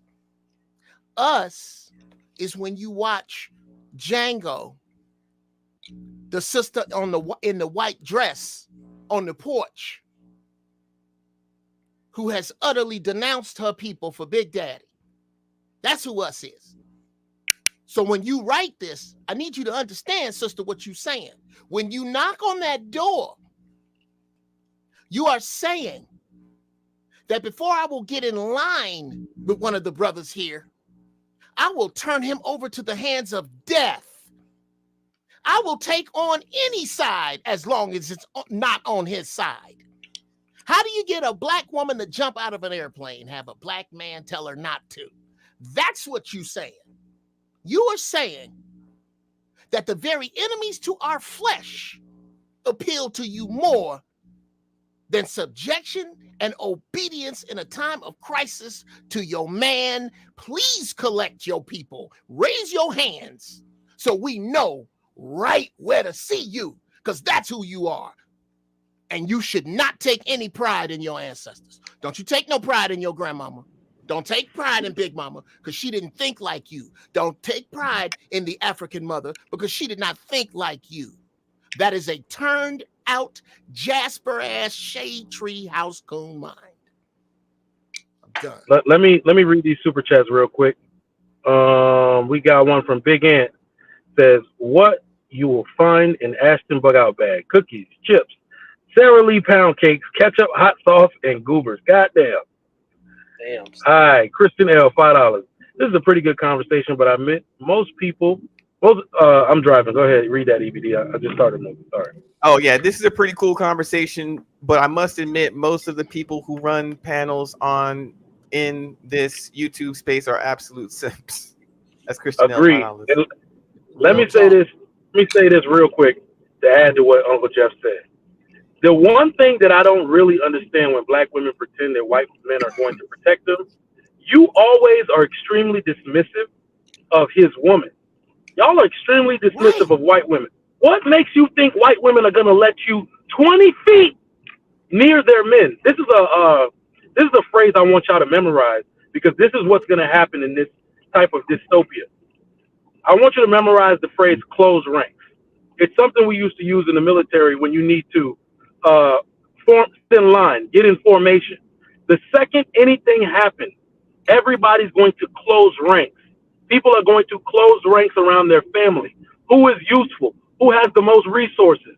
Who is able to protect something? Who's able to build something? Who's the doctor? Who has the most rounds, the most bullets? No woman is going to let you close to a man of value. No woman, no white woman. They will fucking spear you before they let you come around this nigga asking for something. What's wrong with y'all? Y'all so dismissive of the white woman. She will poison your ass before she lets her man talk to you. What the hell is wrong with you? Your one and only person looks just fucking like you. So And they I get dare y'all to keep disrespecting him. and they get Trigger together Mike, and work. A KNA group is of in the white back. women, a group of white women will work together for this goal so much quicker than a group of black women. Oh boy. Oh boy. You talking about to secure their men? They're not gonna fuck around. Yeah. They ain't gonna fuck around. They don't look at their men like you look at your men. They Right. just mad. See, that's what the whole feminist movement was about. That got black women twisted. The feminist movement was about the white woman not getting her fair share of what her man stole from the Indians, and that has nothing to do with your ass. But you were tricked over in it. So their feminist part of the feminist movement, they will separate from you. How many of them have you seen marching for Sandra Bland? How many of them have you seen show up? Where is the feminist movement when something happened to a black girl? Where are they? Exactly. So that's that same group you're gonna be dealing with when you think you finna take their man. Okay. I got something to say. Why are you guys debating with baby mamas? Women that can't even qualify for the best of the black man is trying to qualify for the best of the white man. She has most of these women that you're debating with have ratchet. The worst of black community as baby fathers. And you think they're going to qualify for middle class white men? No, they're going to still go for the ratchet of the white race. So don't even bother yourself about them. Let them go. So we can, because guess what happened? When they go, right, we can choose the best of the black woman. Because there is always the best of the black woman. So we don't want the ratchet ones. Let the ratchet ones go. Let them go. Well said. We love it. I love it. I love it. I like what she said. I love what she said. Let the ratchet go. Let the Sukianas go. So we can pick the Jessicas. Nobody. The Jasmine. I got to, hey, bro. Not the Lucretias. Bruh, I got to cut you off to compliment you. Nobody I have ever heard in this conversation has ever discussed this byproduct of the thinning of the black herd is that the black woman will again be restored to where she's supposed to be, because that's all that's going to be left. That's all. Only the obedient ones is going to be left. Only the earthy connected ones is going to be left. Only the useful, obedient, earthy, connected, feminine, submissive ones will be left. That's it. Right. Because nothing else will survive. That is dope, bro. That's the I've never heard it put that way. Yeah, but I agree as well. Only those who are fit, which means you can take order, be of use, be of service, know your place, and execute accordingly. Yeah, you will make it. All the fakes and all the lashes and all of the princess treatment, all that's gone. That is a memory, and so are the people who lived it. Right? They're not. There's only so many things you're willing to do, because you can't get over the fact that everything in the lifestyle that you were used to and acquiesced for so many 10, 20 years is gone. So there's this new world that you have to get used to. And a lot of people are going to delete themselves. They're going to opt out, be like, I can't live this way and I can't do that. And we can't save those people either. But those who do survive will know how to adapt, will know how to adjust, will know how to make themselves of use, will keep going, and it'll just be another Tuesday. Oh, yeah.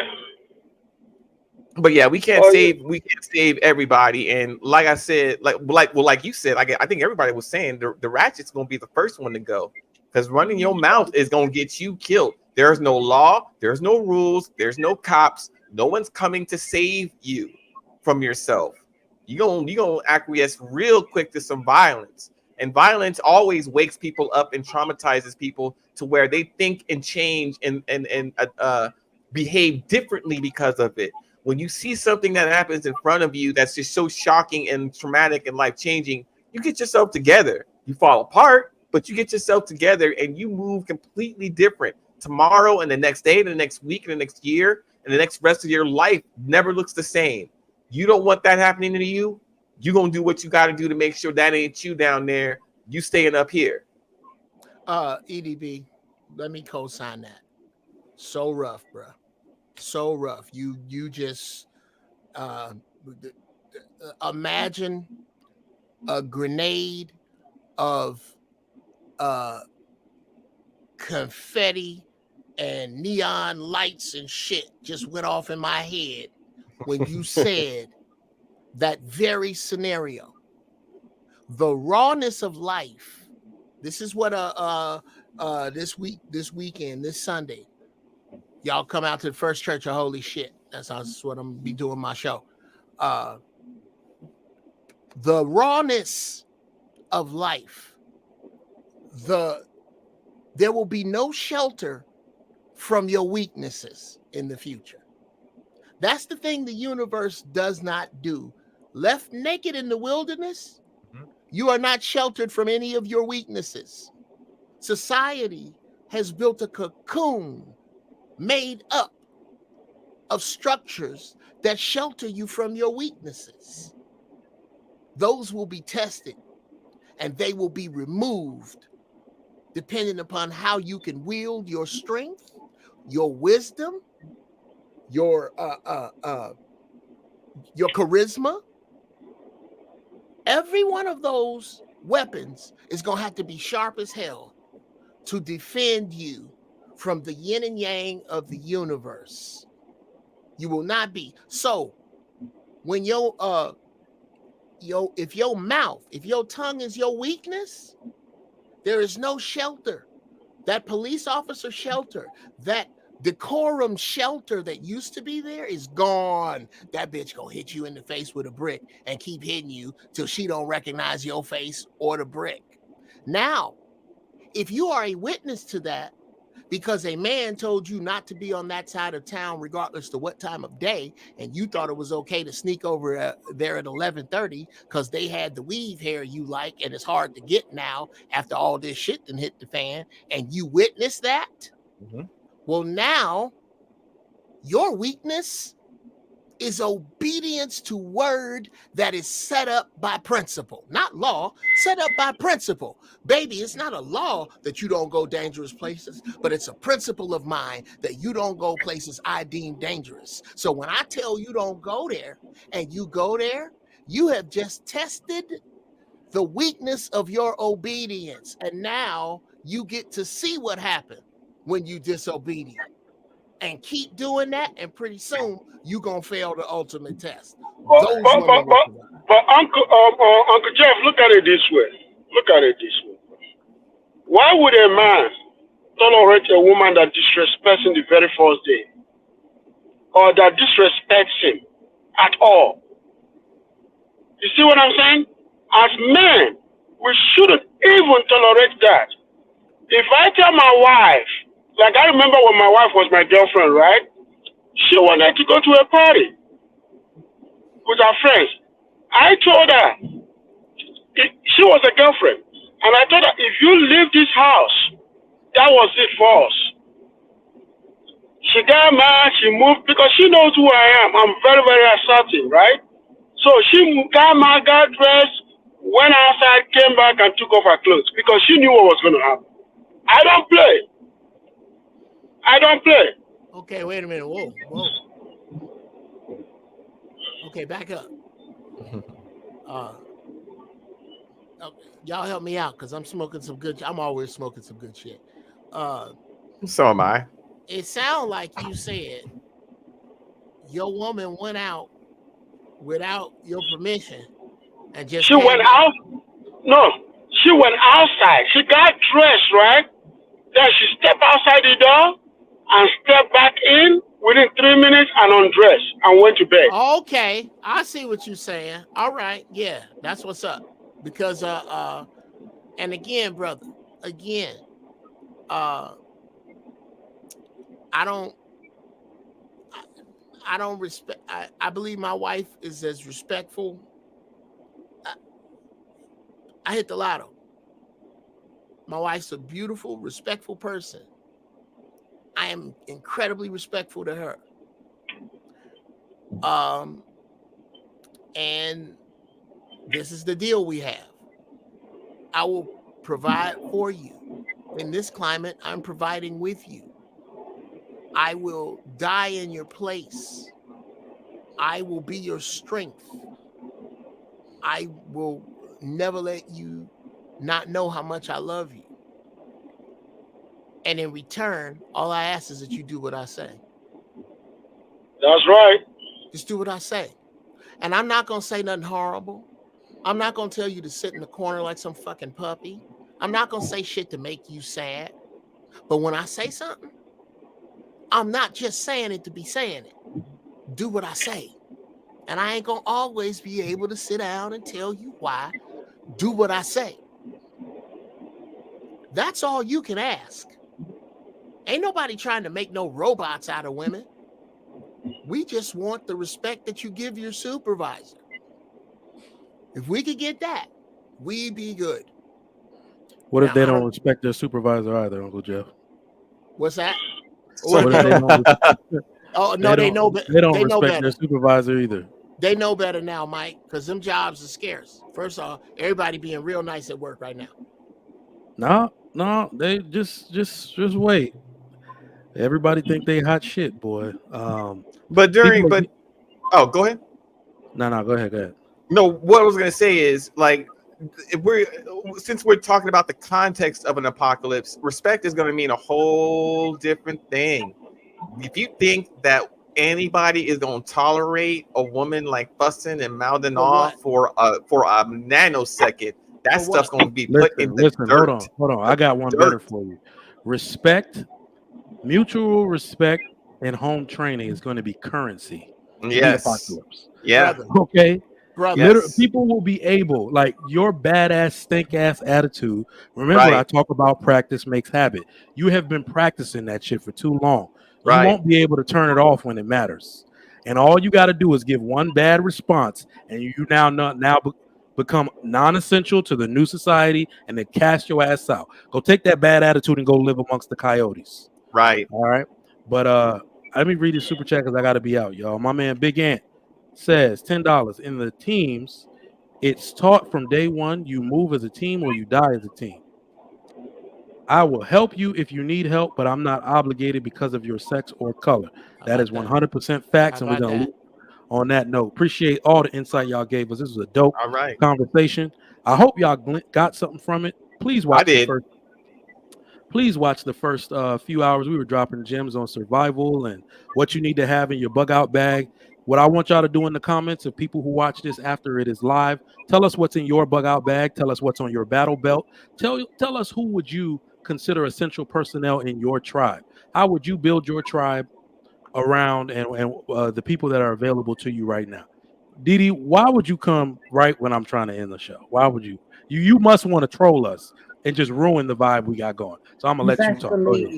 You best believe I came to troll. Absolutely. Y'all ain't gave not one survival skill tip. All y'all want to talk about is how bitches gonna die. Y'all would die. We talked about survival for like 2 hours. Don't sound too bad. We talked about survival for 2 hours. We talked about survival for 2 hours. It was a lady that got us down this road. And if you talked about the Bible for 2 hours and you're left after the apocalypse, that means you're the ones that's probably going to hell because you're the ones that's left. You're the hellbound niggas. That's the only reason why you even worried about surviving in this time. That's grossly inaccurate, sis. That's grossly even if we're gonna measure it, let's use the Bible like we would a Marvel comic book. Let's just break it down. That's inaccurate. I think what you're talking about is the 144,000 people who are supposedly going to be taken in a rapture. The rapture, yeah. Yes. And then there's going to be 7 years of apocalypse that follow that. And those who can still follow the teachings of the Creator who survive that number is unknown. Those people don't go to hell. It is the people who succumb to the ways of the world after the rapture. Yeah, I believe that's the way I read it. Did you read it a different way? But if you was left here and the rapture already happened, that means you was borderline hellbound. So again, you didn't get swept up the first round because you was fucking hellbound. So that's what I'm saying. And you think the Not quite, hellbound sis. is gonna lead here? Like nobody wants to be under y'all leadership Not at quite, all. sis. Not It's quite. gonna be wild. Like yo, I Def don't sound too suggest bad you if I'm read the messing with book of this, y'all. Daniel. I suggest you read the book of Daniel. Sure. Where Bible, Daniel, wait. Bible or not? Because let's not go to this book. You know how long it is. You know how many ways it was written. Yeah. Book or not, bad people go to hell in Right. any context. So what you said was complete Yes. crap. Ain't about who's left and who's taken. It's about good versus evil. That's the game. Ain't nothing left but evil. Well, no, sis, No. That's not for. That's First wrong. of all, that's not for you to determine to judge people who are well, left no, after the the Bible- apocalypse. hold on Number a one, second. and number Hold two, you don't have the vision to see as far as there are good people on planet Earth willing to help each other out in order to succeed and live a nice, prosperous life. Brother, the the very scriptures do say that Bible, you're gonna be the one to very judge.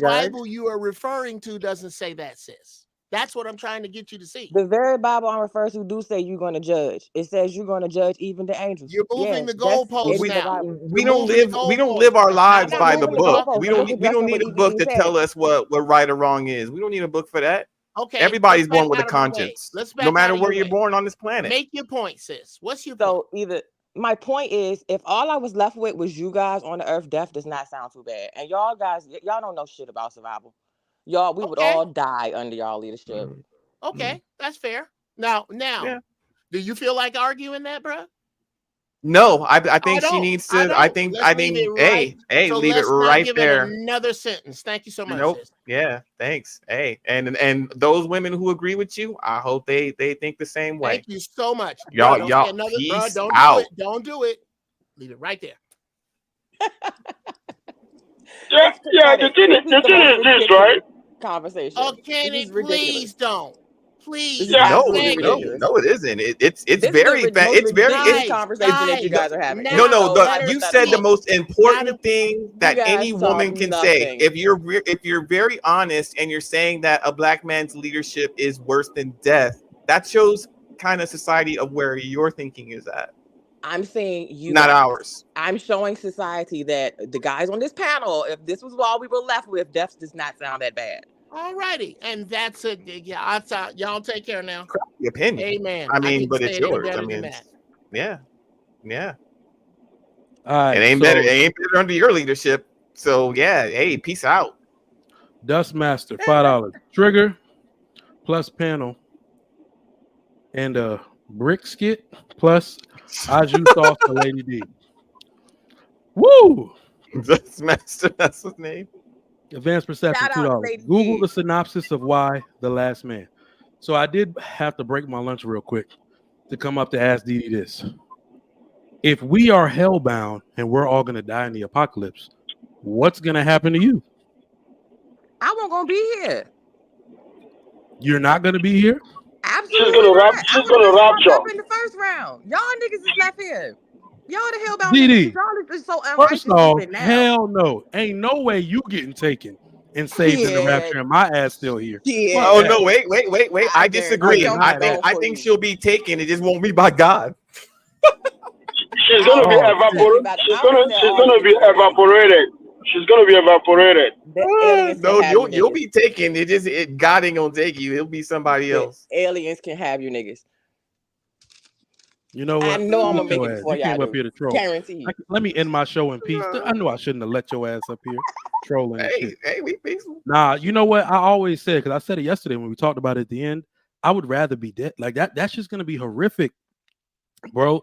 Look at the savagery. Like, look at the looting people are doing now in California and shit. Just imagine that when it's your property, your food, your children. The sexual deviancy. Now it's your daughter. People want to prey on little children. Right. So I would rather be dead, but I have children and a wife to protect. Yeah. Right. So everybody that's like, I'm not violent. I'm shooting anybody straight in the face. Right. So that's how bad it's going to get out here. So it's not really amongst what we can do or what we'll do or won't do. It's what we have to do. All right. I train for this weekly. Most people don't. So, I just say be prepared. We're not teaching fear. We're not promoting fear. We're promoting preparedness. Get yourself a bug out bag. Get you some supplies. Get with, like Uncle Jeff said, that was actually very profound. Get with other like-minded men that have the same mission that you have. Most of these people, especially in the Marines, they learn a lot of survival skills. All right. I was attached to the Marine Corps as a corpsman. All right. I got all the medical skills. I got advanced combat capability. Right. I can arm my whole block. I say that. That's something I'm very proud of. So make sure you are ready to put on a united front with those like-minded males that have a family to protect. That's where you're going to find me, because most dads have the same mission. I cannot speak for any wild man out there that just, he might be in there trying to loot your crops, right? But every dad who has something to protect, we essentially have the same mission, and anybody on that same mission can join and join my fight against the enemy. But man, thank y'all for coming up today. Everybody except DD, you trolling today. Forget your ass. You love me.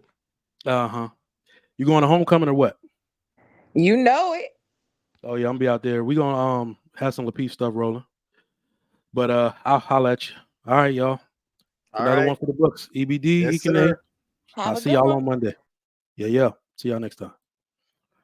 All right, y'all. Appreciate the love. Thank y'all for coming through. Hopefully you got some good tips today. We talked about a lot of stuff. Try to keep it light with some of that simp stuff going on, but we actually got some good information in there for you today. Make sure this is about preparedness. It's not about fear, because anything can happen at any time. In fact, today, if you want to understand why this particular topic is important, go to the Washington Post, the New York Times, CNN, breaking anything. Go there today and look at what happened today. They just discovered between Russia, China, and the U.S. We've all built something around our nuclear facilities, which means that the threat of nuclear war is ever so close and might actually happen closer than it's ever been, right? So please understand that this is real stuff we're talking about. Use your logic. Don't think that you're protected by some entity that or some thought process that people are good. People are not inherently good. People are inherently mischievous, and people always have an agenda that you may not be able to see. So just trust that, trust your gut, and trust in human nature, and you will know what to do next. I hope all of you can think about it on how to protect your own family, protect your body, so you are not somebody who is out here being food. All right. I don't want that for anybody in the audience, male or female. All right. Catch y'all on Monday. Try to catch She Critique tonight, usually around 8-9 Central. All right. Somewhere between there, maybe 9:30 Central. Sometimes it starts late, but we'll catch y'all on She Critique tonight. It's going to be a dope episode. See y'all later. Trigger Mike out.